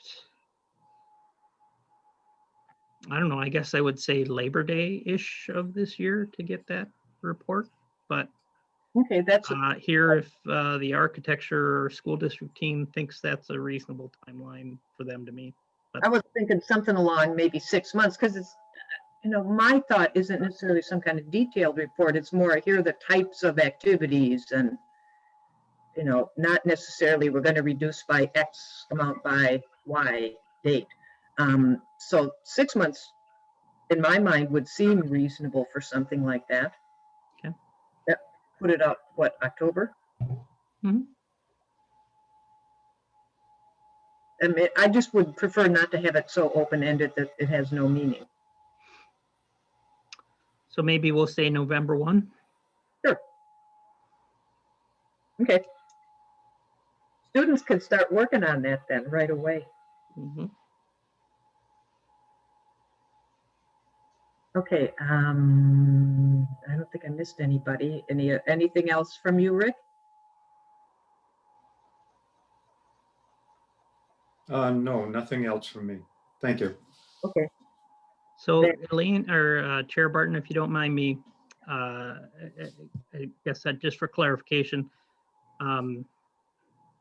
what we've been discussing here is the 11 existing conditions, but the modification to condition 4 to say that the logo could be an acceptable architectural element, the modification to condition 8 that traffic signage or signage indicating something like a stop sign is coming forward, and then the 3 additional conditions of the parking multimodal demand report by November 1st, signage plan for and wayfinding for directional flow, and then the improvements to the bicycle and pedestrian infrastructure shown in the plans. So right. 2 modifications and then 3 new conditions.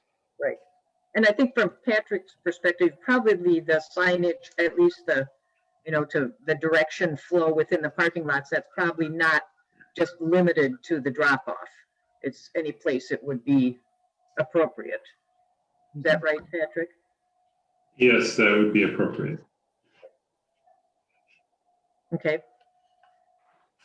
Then I guess I will entertain a motion to recommend conditional approval of the requested conditional use permit amendment to allow for the 23,492 square foot addition, subject to the conditions listed and the addition conditions. So I'll entertain a motion for that. I'll move for that. Andrew moved. Do I have a second? I will second. This is Rick. Okay. Any further discussion? Hearing none. Lisa, if you'll take the roll, say aye if you're voting yes, nay if you're voting no. Chair Barton, Aye. Commissioner Blees, Aye. Commissioner Geldman, Aye. Vice Chair Mungy, Aye. Commissioner Weiss, Aye. Commissioner Warm. Aye. Okay. That's approved and that'll get sent to the council whenever Eric can get it all together and maybe get whatever, a few more answers. So thank you to Chair the, Barton, I'm sorry to interrupt. We actually do have a second motion. We need the motion on the I variance. forgot about that. That was the variance. Thank you for the, what was that? I have to bring it back up now because it's so big. I need a bigger workspace. I'll put that slide up on the screen just so everybody. And I think but again, it's only one condition. Yeah. The condition that the limitation not to exceed Right. 3 stories. And So I'll entertain a motion to recommend approval of the variance for the building height. Shall not exceed 3 stories and 4,100 feet. Aye. So moved. Rick moves. Did somebody John, second? second. John. Any further discussion on that? Hearing none. Lisa, you want to take the roll? Chair Barton, Aye. Commissioner Blees, Aye. Commissioner Geldman, Aye. Vice Chair Mungy, Aye. Commissioner Weiss, Aye. Commissioner Warm. Aye. Okay, that's approved as well. So thank you to the school district folks who came and answered the questions. Appreciate it. And sure you'll hear when it's going to the council for the final decision. Chair Barton, I'm pretty comfortable that we expect and we've communicated with the school district that we'll continue to have these conversations, but the intention is the first meeting in May Okay. for the city council. Yeah, that's still, what, a month? It Yep. is only April 1st today, only. Okay, thank you. On to the third public hearing, which is for the zoning code text amendments to implement the 2040 comprehensive plan. So again, we have the same process, and just to kind of set the stage, let me look at the time. We've had a couple public hearings already, so we'll try to get through this, but if we're unable to, we might have to continue to the next meeting, just as a heads up. So anyway, I will turn it over to Eric for the staff presentation. Thank you. Yes, I'll just expand a little bit on what Chair Barton was referring to. We've had some pretty heavy thinking here already tonight. At a minimum, we need to open the public hearing and take any public comment that we have, just to lay out what would be the process if, we choose to provide comment, but continue the public hearing, like we did with these 2 previous proposals. I'll give my staff report here. We have the opportunity to have a discussion, or more specifically, have the Planning Commission ask questions of staff before we do the public hearing. So feel free to ask questions about subjects that you're unclear about, or items that you thought should be in the ordinance and are not there. I did have a conversation with John Schmall before tonight's meeting, because as he stated, he wasn't sure whether he was going to be able to attend. I will give a brief summary of that. if John is still here, we would recommend opening the public hearing, taking comment from John or anybody else that's here looking for public comment. So at a minimum, we need to get that far through this agenda. Obviously, after that, if you feel comfortable making a recommendation moving forward, we can. There's nothing, there's no time crunch. This isn't a 60-day limit. So if you have questions that you'd like to see it again, we can always continue it to the May Planning Commission meeting. Right. So with that introduction, the purpose of this lengthy text amendment is that the city council, or the city through the city council, adopted the comprehensive plan back in December of 2019. The state statute requirement is that you update your zoning code to implement the goals and policies of the comprehensive plan. And that process began pretty much a year ago. So there are 6 sections, being what we call code sections.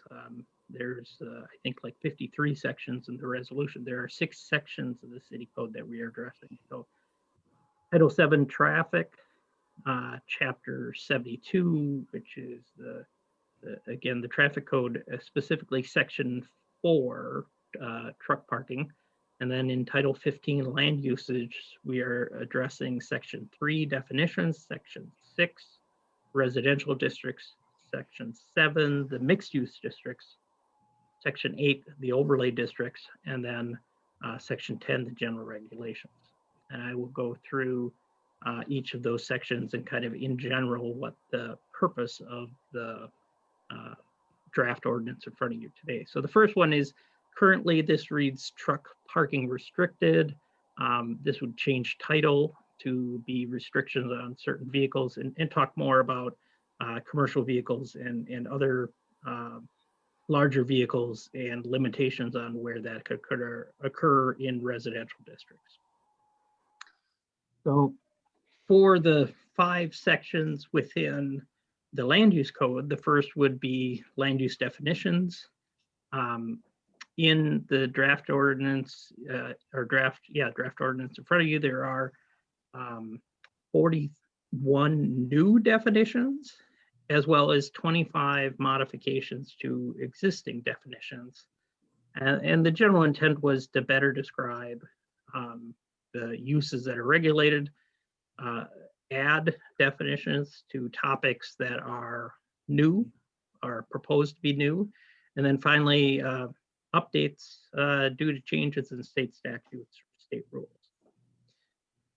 So regarding the residential districts, all the activities actually occur in the tables, which fall in Appendix A, but they're all referred to in Section 6. The first is Table 3, which are residential use districts. They include adding the cottage developments. Sorry, excuse me for 1 second. I'm going to have to cough and I'll take a drink.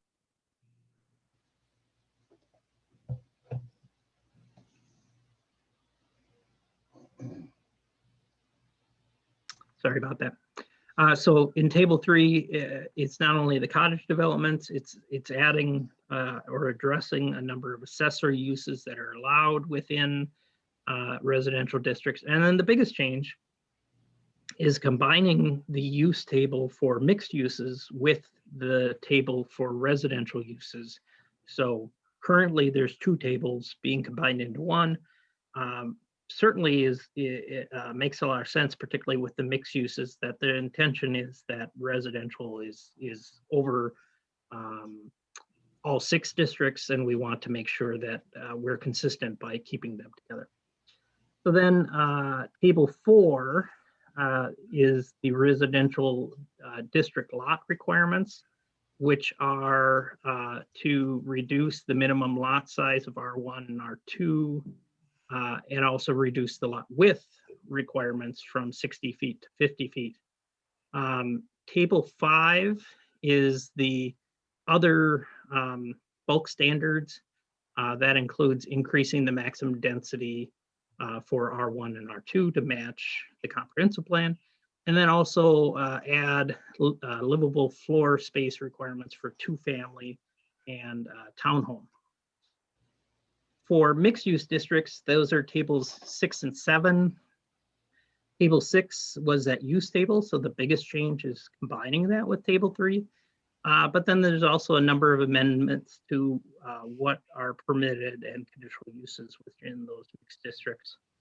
And then regarding the lot requirements for mixed districts, that's table 7. It's adding a minimum lot area per dwelling within the mixed use district, so that doesn't exist today. And then increasing the minimum lot size for the MU1, which is currently 0 to 1 square foot. Regarding the overlay districts, there's actually 3 overlay districts we're addressing. They'll be on the next 2 pages. The first one is the downtown overlay district. We chose to leave townhomes as a use allowed in the M1 zoning district, but use the downtown overlay district to prohibit townhomes in the downtown overlay. So a subset essentially of the M1 district, MU1 district. Second is the shoreland overlay district. The idea was that reducing the width in the R1 and R2 districts would apply to the lots within the shoreland district. So we are making a minimum lot width, which is the same as the existing R1 and R2. And then also currently we are making a minimum lot size that would be the same as the existing R2 zoning district. The DNR needs to approve any changes to the shoreline district. So what I did was what's required, reach out to our area hydrologist, provide him the proposed changes, ask for his comments. Those were provided in your packet, but essentially he's appreciative of the lot width requirement, keeping that the same. He would recommend that the minimum lot area be tied to the R1, which is larger than the R2, to, as he stated, try to provide less impervious surface within the shoreline. So that's something you should. Then the biggest changes to the overlay districts is the planned unit development district. Quite a few changes there, which a lot of them improve the readability and clarify the process. So that's through clarifying the purpose and objectives of the districts, clarifying the types of development eligible, clarifying that other standards of the zoning ordinance that can be deviated from. So a PUD doesn't allow you to change all the requirements of the code, but clarifies which sections of the code you can. Modified the parking standards, add the concept PUD process, encourage a neighborhood meeting, and then update the preliminary and final plat process, the submittal requirements, and finally how a PUD could be amended and how it could be revoked.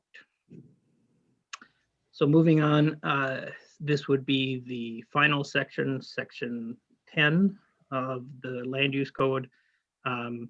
There are basically 5 subsections that are being amended. First being usable open space, second being supplemental regulations, third being architectural requirements, fourth landscaping, screening, and fifth off-street parking and loading. So for the usable open space, it's to change or clarify that under townhomes, it is a 25% open space per lot or per unit. And then the second was, since the cottage developments is a new type of residential category, including what type of open space is required with the cottage development. Regarding the additional supplemental regulations, we have changes to accessory dwelling units, which include prohibiting ADUs on an R1 lot that has a duplex. So limiting R1 to have no more than 2 units per lot. The second is to clarify the lot width requirement to allow for an ADU, which in effect limits the use of ADUs on non-conforming lots.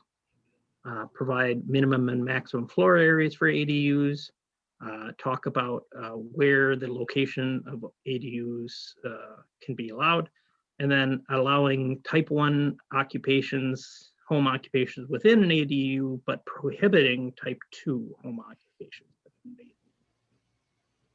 Then we had the special infill housing where we added a minimum floor area. Regarding townhomes, we eliminated the transformer regulations and then clarified the townhome densities must comply with the comprehensive plan. The cottage developments, I'm not going to go through that whole list because it's a new type of residential development. We needed all the standards that go with that type of residential. And then two-family dwelling, I guess I'd summarize it slightly different than how we have it listed, in that currently two-family dwellings and townhomes have the same regulations.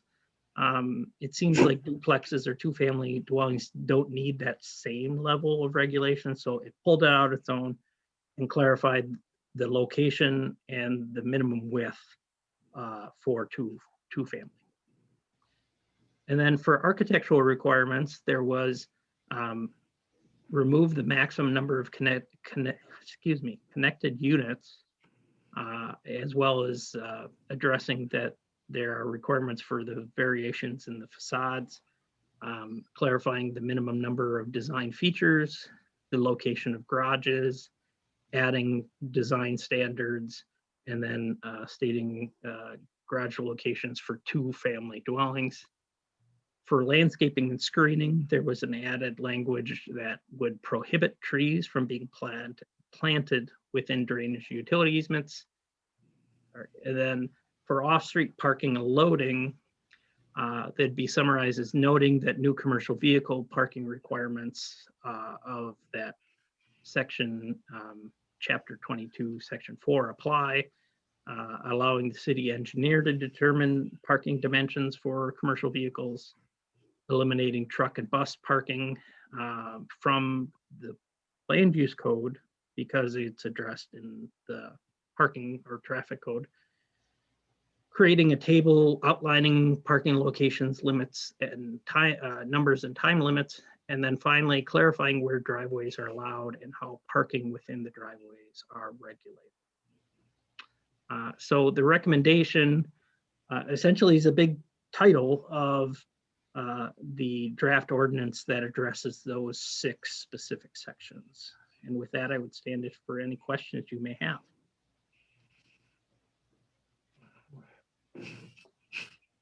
Anyone have any questions?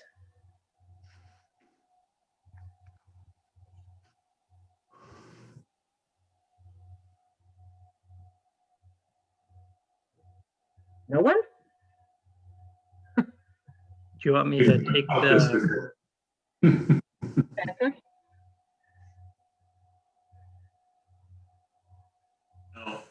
No?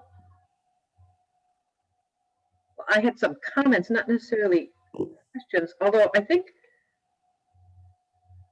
I did have one, and somebody's going to be able to help me with this. See if I can find it here. I have my list of other things. Oh, on page 103 of 131. Did we not decide to have a minimum dwelling unit size for a detached ADU? I mean, I'm thinking back, I was wondering, it seems to be the only type of housing unit we don't have a minimum. Chair Barton, could I ask you to state which subsection again? Oh, it's the very last item on page, oh, not to find it again, 103. So this subsection C? Yeah, it was last item on the page, it was item E on my page. E. I'm hoping yours isn't different. No, that's the right page. It had a maximum, but not a minimum.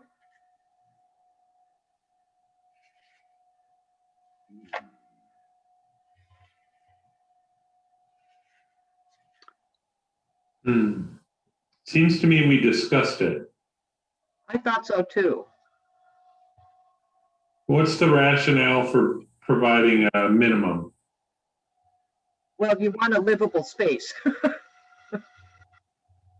You know, you don't want necessarily a 50 square foot ADU.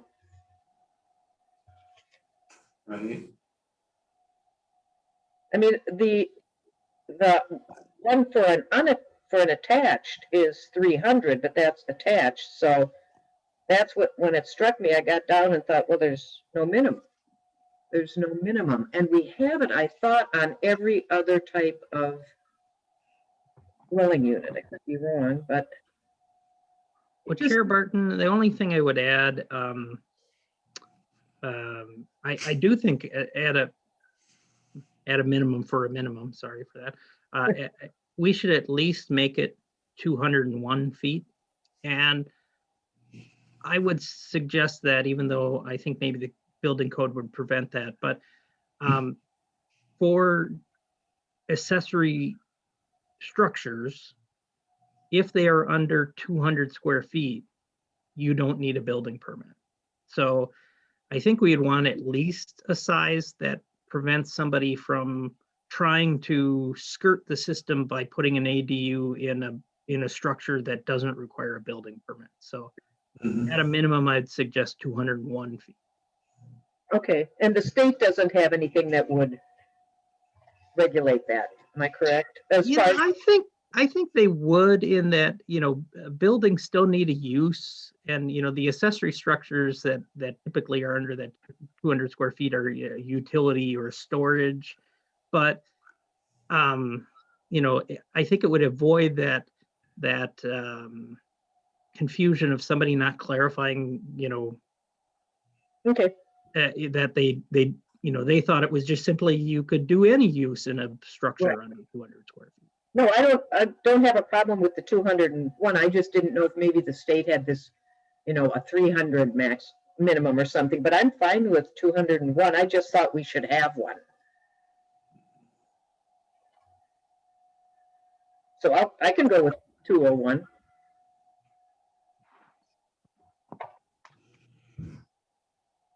Yeah, maybe I'm missing something, but isn't under 2D II, isn't there a 300-foot minimum?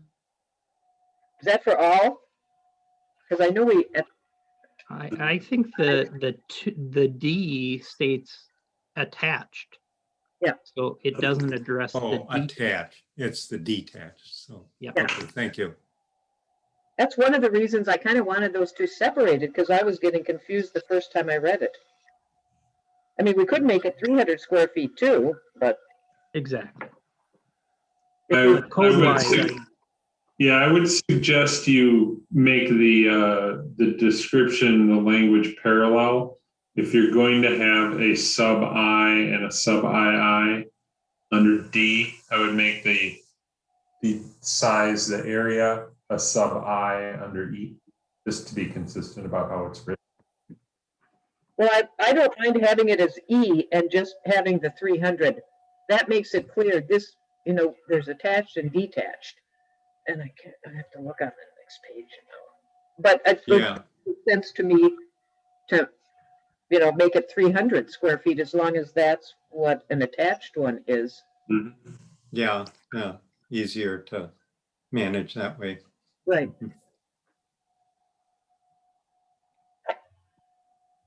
Seems to have a little bit of logic to it. I mean, I don't know if you. Some of my questions are more clarifying about some items, and some we hadn't, I don't know that we had talked about on some of the uses and whether they should be allowed in other districts. Now that we have the combined table, it was kind of easier to spot some. And I don't know if we should do that now or do the public hearing piece first, see what other input people have. What's your preference? Yeah, I think you have the latitude to do either I will say the intention of the discussion before the public hearing is to clarify, Right. make sure we're all on the same page of what the intention or the language is. If you are proposing something new or an amendment to what's proposed, then I would recommend that we conduct the public hearing and then do those amendments following that. Yeah, I think most of mine just has to do with, let's look at that. So why don't we do the public hearing so we don't make John wait too much longer. I'm looking at my screen and I see John. So that I see the other John here, so I'll open the public hearing at 8:45. Yeah, Lisa, could you, well, that might be the same John. I just wanted to make sure he was promoted. I don't see a little, yeah, I don't see a mic muted or anything.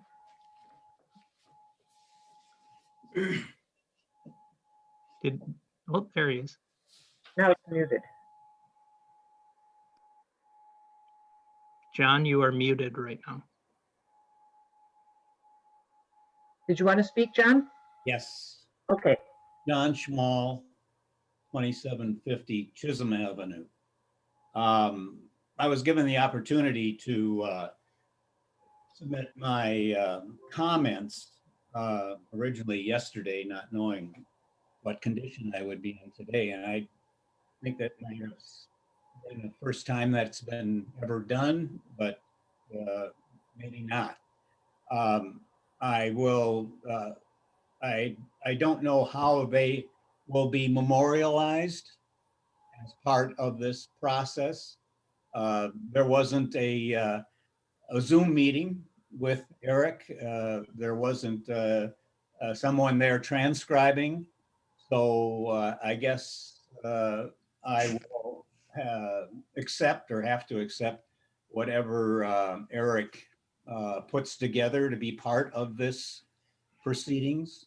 Well, Frank, could I just stop you for a second? Because if you've had a discussion with him, so after you make any additional comments you have, I'll just ask Eric to kind of summarize that.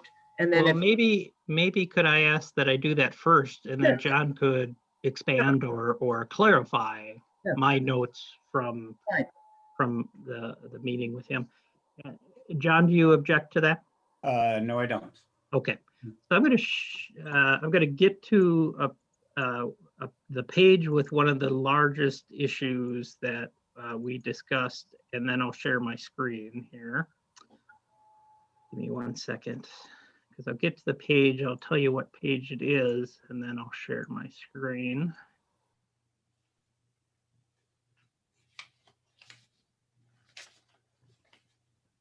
Okay, sorry, it's not that one. Be towards the end.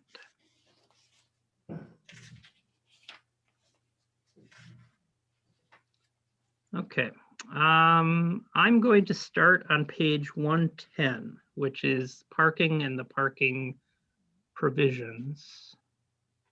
So this is actually kind of halfway through the table. So I'm going to go back one page just to kind of talk about what this section is. It's new.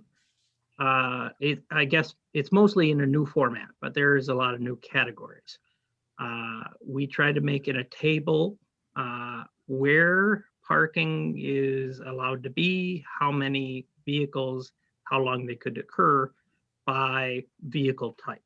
So that starts on page 109. The discussion Mr. Smalls and myself had a lot to do with recreational vehicles. Now, as this table shows, we are talking about two different categories of recreational vehicles. I'm going to go off the best of my recollection, but large recreational vehicles are vehicles that are 36 feet in length or longer, or boats with trailers that are 25 feet or longer. So recreational vehicles that are 35 feet or shorter, or boat with trailers that are 24 feet or shorter, they would fall in the recreational vehicle category. So we have two different recreational vehicle categories, but one of the biggest elements that we had a discussion about was that both categories have a limit that in the front yard, which in this case really becomes the driveway, you cannot park a recreational vehicle, both categories, either recreational vehicle or recreational vehicle large, for longer than 72 hours. So regardless of size, regardless of type, recreational vehicles cannot be parked in your driveway longer than 72 hours. Mr. Smalls had two comments. One, he feels a very big change for residents of the community and would like more outreach that this change is occurring. And then secondly, that, reconsider whether the time limits occur. So that's one of the items that we discussed. The other item, well, I guess is kind of related. In the table and in pretty much every category, in the permitted locations, we have at least 10 feet from the back of the curb or roadway. And so there's two issues here. One, is that the right distance? And two, is this the right location of the code? And why that is this section that previously related to where parking could occur is here in what it will be subsection E, Roman numeral 4. It used to read vehicles parked in driveways or other areas are not allowed to extend or encroach upon the alley or street right-of-way or public sidewalk. That was changed now to be parked vehicles are not allowed or extended to encroach upon an alley or a public sidewalk. So this clarified that you can't park in an alley or a sidewalk, but the language about where you can park within a right of way is moved from where it was previously located into the table. We, Mr. Smalls and myself had quite a bit of conversation of right of way widths and areas between the right of way or property line and the curb or the pavement varies throughout the city. So there are some positive things about picking a measurement from the curb or the driveway line that's easy to measure and clarify that is the correct measurement. But it's confusing that got moved to a different section of the code, and is 10 feet really the right number? Sorry, I'm going to stop sharing and look back at my notes here real quick before I move on.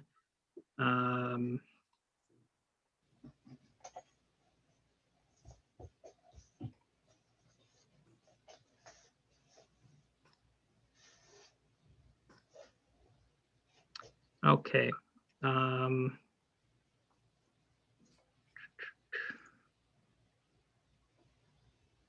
So on page 108, we made what I think intentionally is an improvement in this section 3, that we said that the general standards are really for commercial, industrial, institutional, and attached residential uses. So vis-a-vis detached residential does not apply. Well, this is the section here in A where we have minimum size requirements, and it says that a parking stall is 9 feet in width and 20 or not less than 20 feet in depth. I think it is positive that all these standards do not apply to detached residential, but by making this change, we don't state what is the the area or size requirements for parking stalls within detached residential areas. So how do we modify this that the parking stall size of 9 by 20 apply to detached residential as well?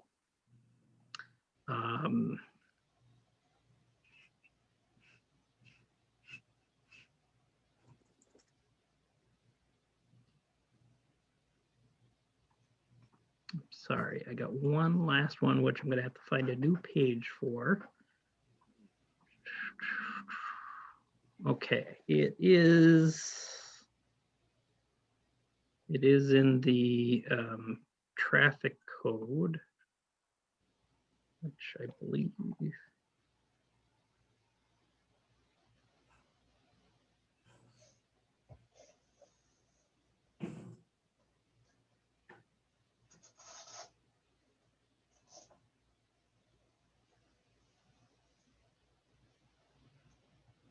Okay, this would be page 82.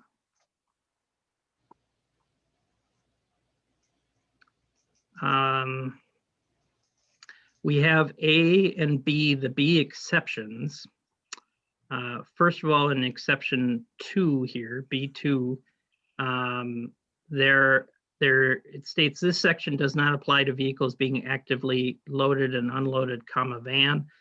First of all, I think I probably in the red line, probably missing some information, but it appears that this might be able to be removed altogether because this section's about commercial vehicles. And the first line in exception 1 states that this section does not apply to commercial vehicles being actively loaded and unloaded. So it looks like this subsection 2 is duplicated and could be removed altogether.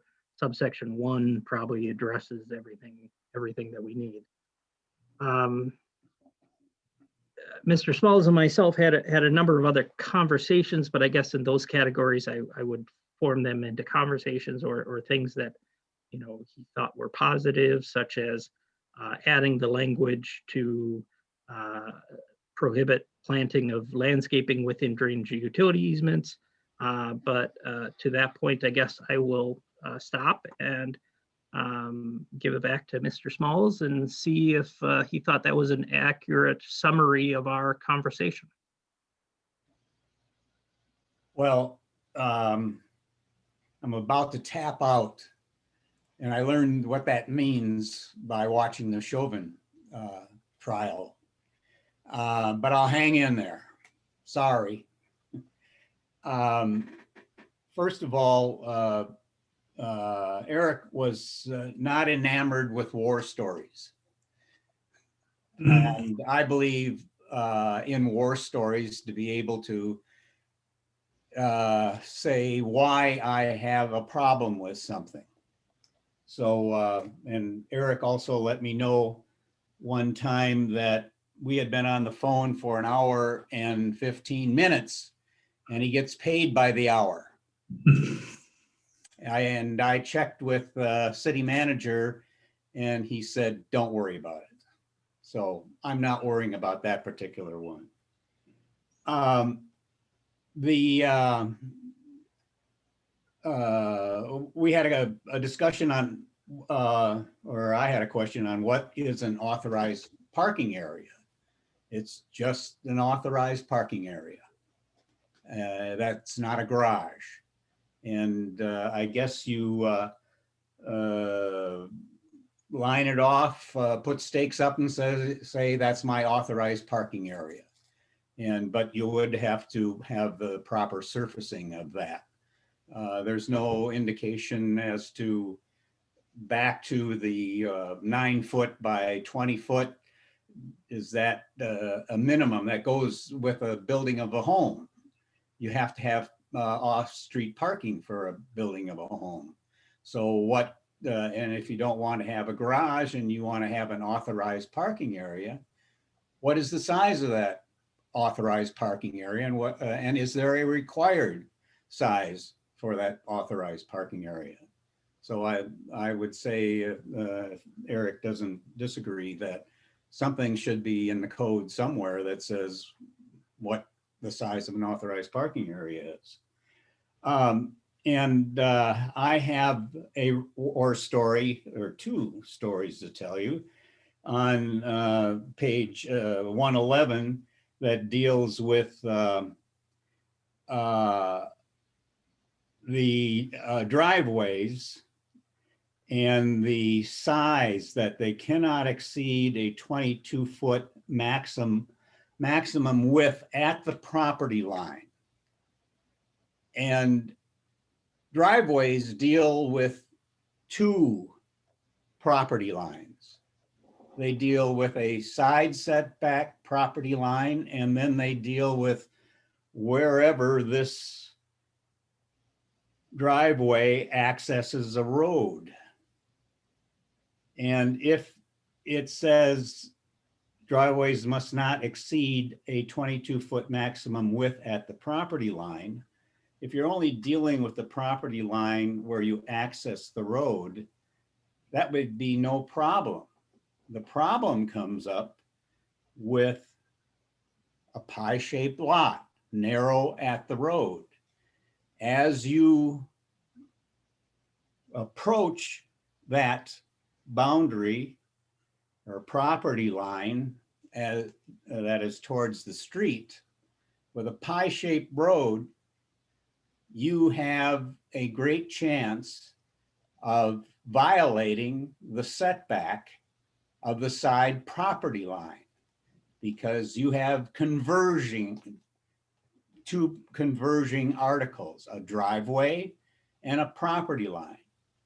This so happened to happen on Chisholm, where I live, on disagreement between the next door neighbor and his neighbor who was putting in a widening of his driveway. And my neighbor asked me if I knew anything. And I said, well, I'll try to help you out. You got, there's codes and there's code enforcement and there's whatever. And it so happened that because of the pie-shaped nature of the home where the driveway was being expanded widthwise, the driveway impinged upon the side property line. And then there had to be a decision made at that time. And code enforcement got involved. And my neighbor decided that it wasn't worth the possible, long living dislike between the two, and just said, I give in. And Ron, the guy that just retired from code enforcement, said, you might not want to give up your rights, but he did.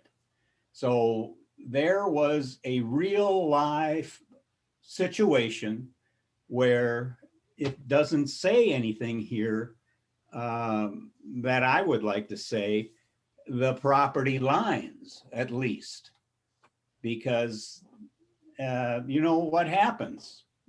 If it's going to happen, it's going to happen, and I saw it happen.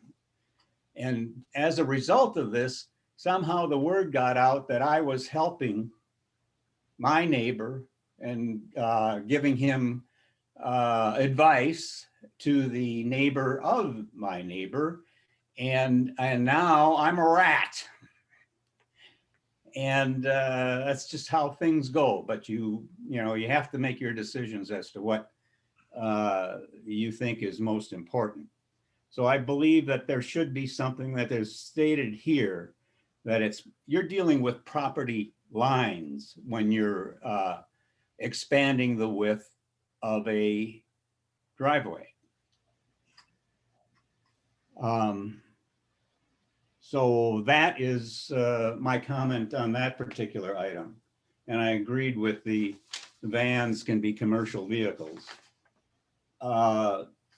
The other item is section 18 in its entirety.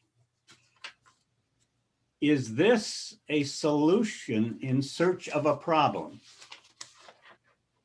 is my question, and something of the weirdness of some of the requirements.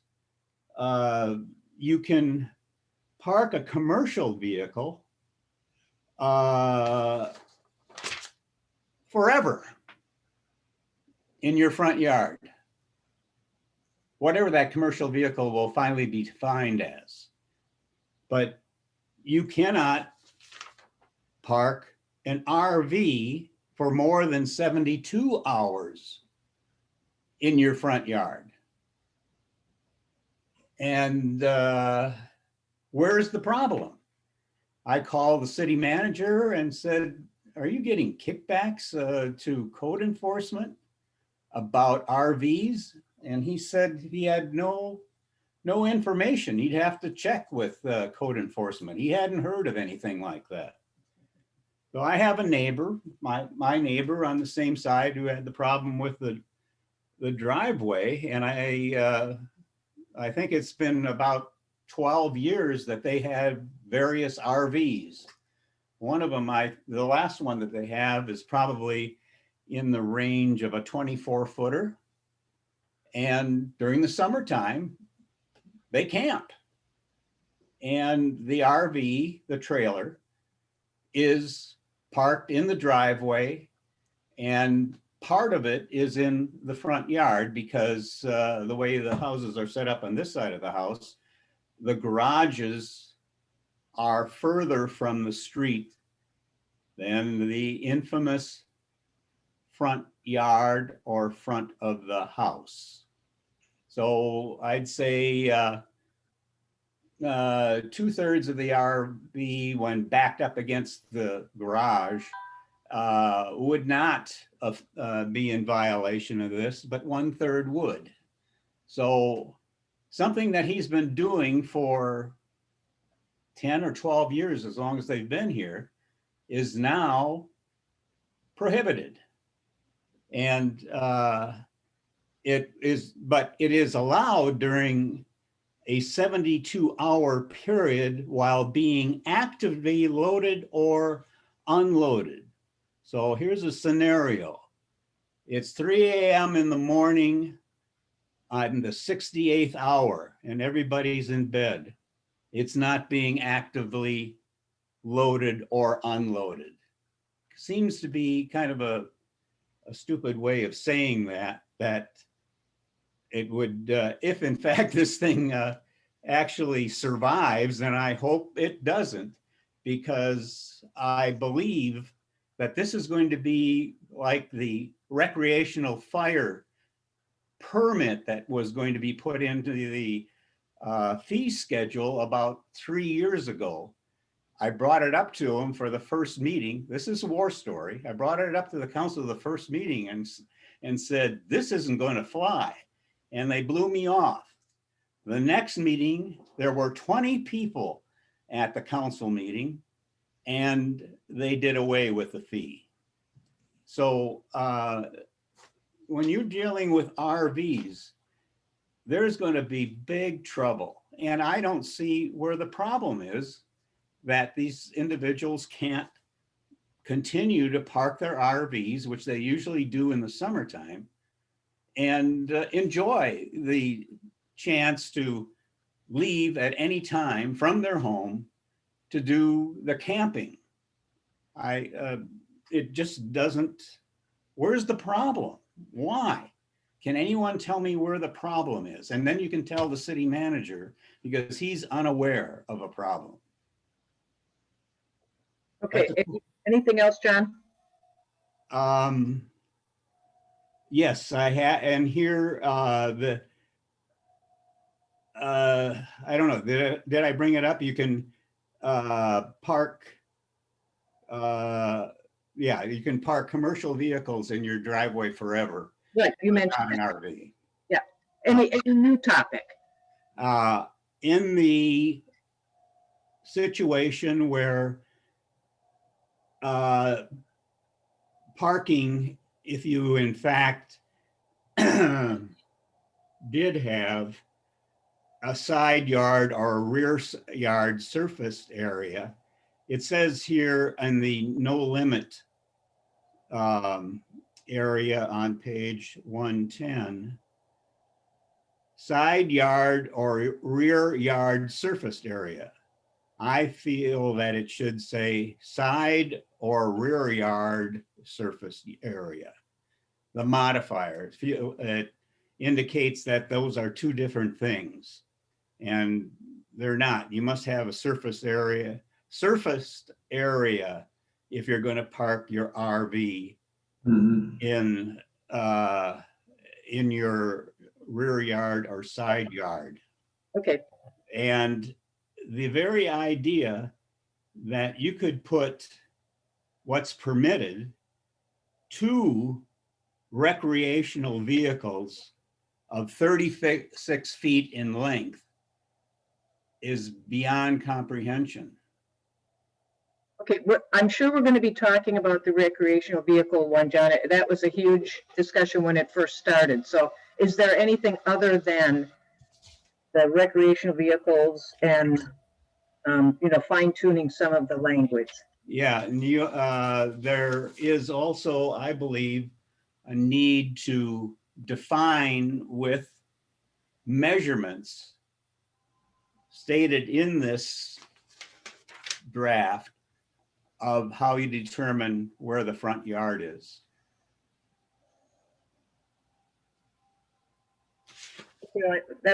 We can go over the definitions. Anything else? No, that should do it. Okay, thanks. I hope you're feeling better. After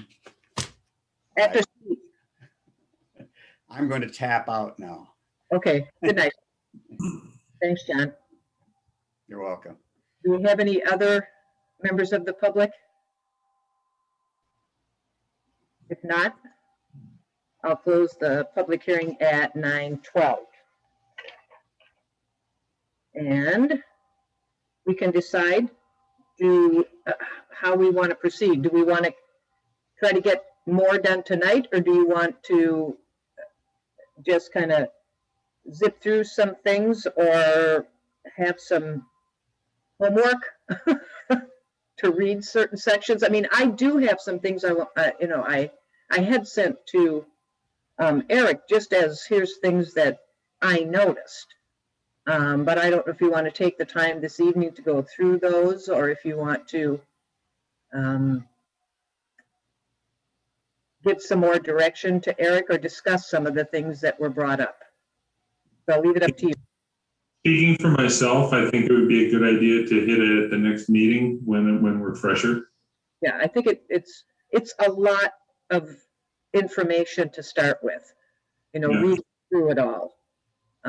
So I think that's probably not a bad approach to take. Anyone else have any comments? I agree. I think waiting till the next meeting would be helpful. So I agree as well. Probably, and I know some of you were not around when we first started this, and that's when we had the lengthy recreational vehicle discussion.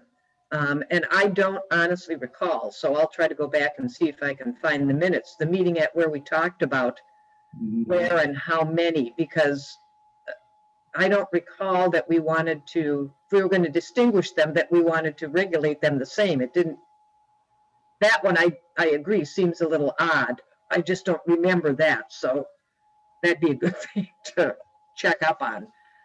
Eric, how do you want to handle some of this? Do you want to potentially share at least some of the input that I gave, or just wait and see if some of it is what you, some of it had to do we need a definition for this because we reference it? So should we define it? It was some of those types of questions. Well, I guess the only two I'd bring up, which Mr. Small brought up as well, is, and I think it's an error on my part, I think we have a commercial vehicle definition. I just must have omitted it somehow. Yeah, I noticed that too. I think both the commercial vehicles are labeled type 1. I'm pretty sure I know which one needs to be type 2. And I think the only other one you mentioned was You had some good comments about grocery stores and that definition. I think Yeah, otherwise, it was that same comment about parking exceptions van and is that really needed? Mr. Right. Smalls brought up a bunch of, I guess what I proposed, but I'd like to hear from the group is not only will I take the comments that I heard from Mr. Smalls, but also the comments that Elaine had given me, and I will I will, I guess make my professional judgment on which ones are errors and change them. So your ordinance will change, but I'll have the memo I provided today, but I'll make a new memo where I'll clarify what changes happened and why I made them. And then we can just, concentrate on that. Did I change it correctly? Do we need to modify those?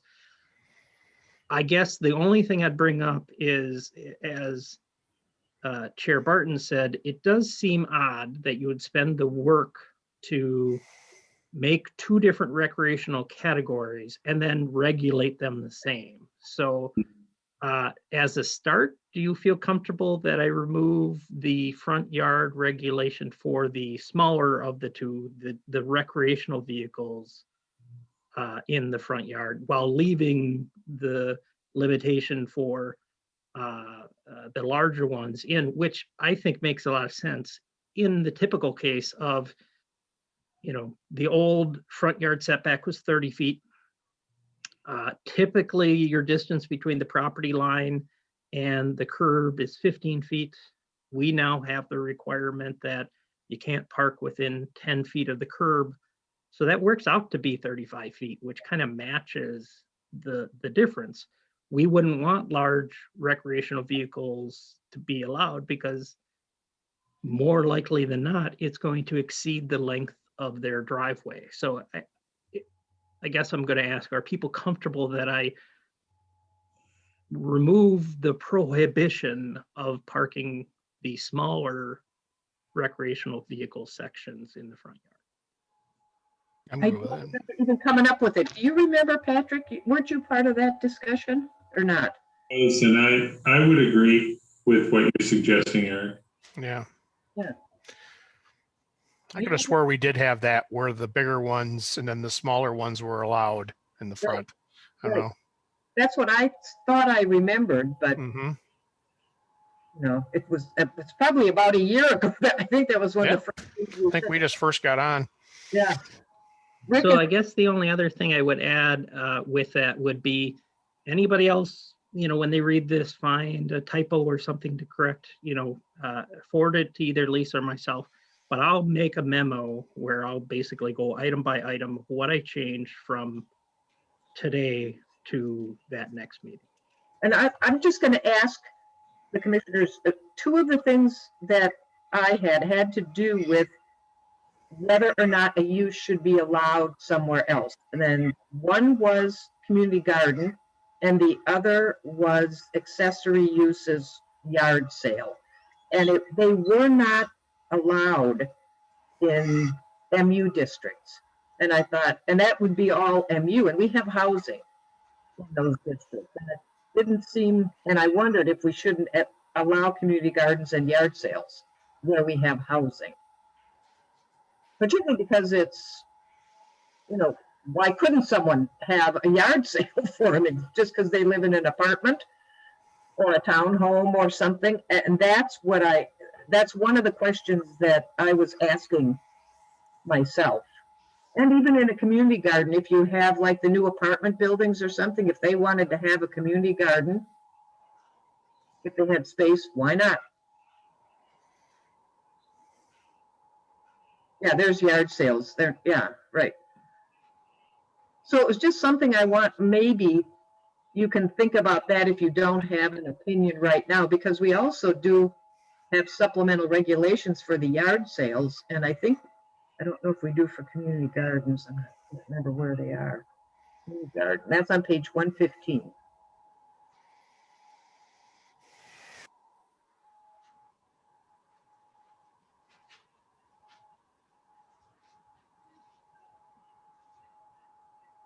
There it is.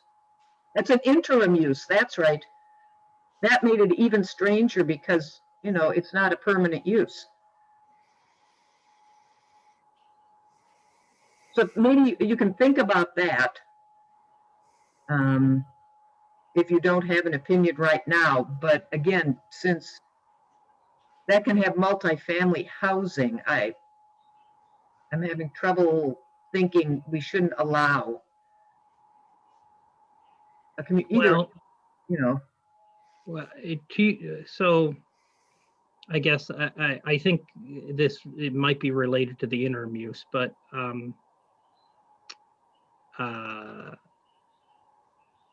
you might consider making it an interim use in the MU districts, which would indicate that, you know, it's meant to redevelop into something else Right. eventually. But in between, it's a great use. Right. That's And then why I think I'm hearing from you that in the residential districts, you might want to consider whether that would be either an outright permitted use or a conditional use. That I'm fine with interim use everywhere. What struck me was that particularly the MU2 and 3, they have residential. Mm-hmm. And to not, you know, I mean, why not allow an interim use for some time, or even downtown for community garden, but for yard sale? Elaine, Yes. Al here. Yeah. I move we table the subject until our May meeting. Yeah, I'm just trying to get a sense of if people have an opinion, or if they, particularly this one, because it involves a potential use. That's all I was trying to get at. Was it for something that people agreed, yeah, it would make sense to allow it, or if people don't agree or have to think about it, that's fine. I'd think about the apartment one. Yeah, that's for the yard sale. Yeah, the yard sale. That's what I'm saying. Yeah. Okay, that's okay. It's just something to think about because it does involve uses. Because you really. So we were going to table it anyway, Al. So I just wanted, just in case, that was going to be an easy one because I thought it was kind of, why not?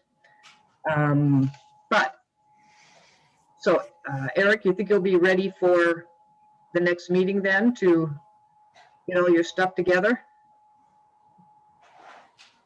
Absolutely. Yep. This is a lot of work. Appreciate. Well, the one advantage, and not that a lot of those in between meetings were a lot of involvement on my end, but we only have one meeting in April this year. I know, it's going to be so nice. So when is our May meeting? The 6th, is it? It's later in that first week. on the agenda, that's page 1. Yeah, I Looks got like May 6th, yeah. Right. So we'll just table this until then and wait to hear more. If you, anytime you can send out the information, that would be helpful, Eric, if it's a little earlier than the normal Friday before, if that's possible.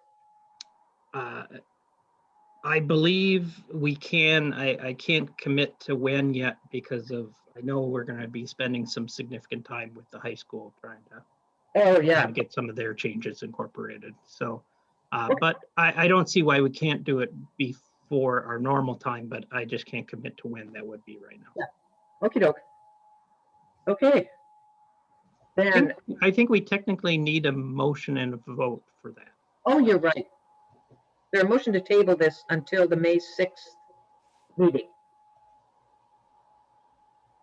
So moved. Rick. Actually, Al made Al, yeah, he did it. Second now. I'll second it, Al. Okay, we'll take the vote. If you want to do the roll, Lisa?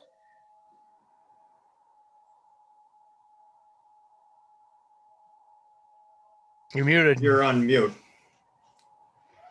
Chair Barton, Aye. Commissioner Blees, Aye. Commissioner Geldman, Aye. Vice Chair Mungy, Aye. Commissioner Wise, Aye. Commissioner Warren. Aye. Okay. That's tabled. All right, there are no other commission business action items or recommendations, right, Eric? Correct. Then no old business. I only had one question, Lisa. Yeah. On the email question that we had about commissioners, are we not going to do that because of the new OpenGov or whatever, Civic Plus or whatever that platform is? I haven't heard that we're not going to do that, but I do know that the direction is going to be the Civic Rec. Okay, So with that being said, we would be moving from the email, but I have not heard that the email has been put on hold or anything. okay, because I mean, that was just a question for, for the commissioners who don't have one. So I just wondered if there was any follow-up. There has not been. Okay. Any other reports from staff? To date, we don't have any submittals for the May meeting, but we have been having discussions with 2 applications. So I guess my only update is we may have just the zoning ordinance, or we may have the zoning ordinance and 2 other public hearings. We could always send out a communication. The application deadline is Tuesday. Okay. Alrighty, reports from the council liaison. You can take the agenda down. I've got it in front of me so that I can see people. Lisa. Thank you. Yes, I just wanted to thank everyone for their hard work today. And it's very tedious work, and I really appreciate it. And in regards to our last meeting with the EDA, the EDA, I think that would be a really great opportunity for us to really consider doing that more frequently. So I hope that we can do that to align our vision and have clearer communication. But in regards to any other reports, I can think that there may be something coming down in terms of property and its use in the downtown. So I'll just say that more generally until there's more information. Okay, thank you. I've got a question for Lisa, or at least a comment. We've been hearing a lot about infrastructure at the federal level in terms of, some initiatives, some big initiatives. It seems like this might be a great time for the city to kind of prioritize some things there, and very well may be doing that. Maybe you can tell us about that briefly if that's possible. I know we've looked a long time at Century Avenue and 36 intersection, and maybe we can boost that thing through or something. I don't know. Yeah, so there was some conversation with Chuck Weiger, and he and many others were discussing 36 and 120 as a primary place for us to push, things through. And it sounded like, it would be something that the city would need to push forward in terms of, putting it in writing every year, and any subsequent funding that might boost it as a priority. So you see Hadley, that off ramp, I think that was because there was extra funding behind it.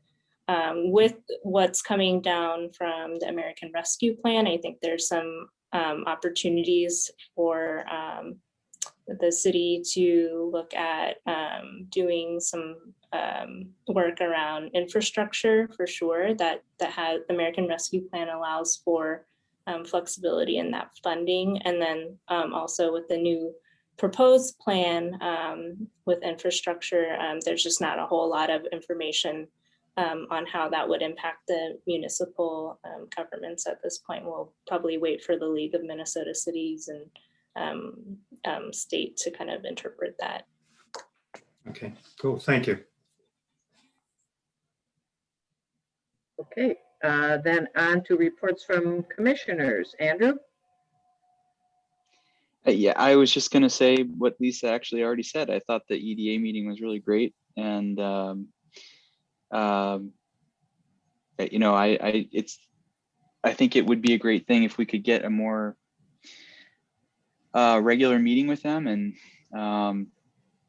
it seems like we have a lot of, you know, shared vision on the way things could be downtown and elsewhere in some of the more commercial areas. So yeah, I just was hoping that that could be something that we could get on the books at some point, maybe, you know, even if it's every 6 months or something like that. I think that would be a good thing to have as a regular meeting. Al? Nothing?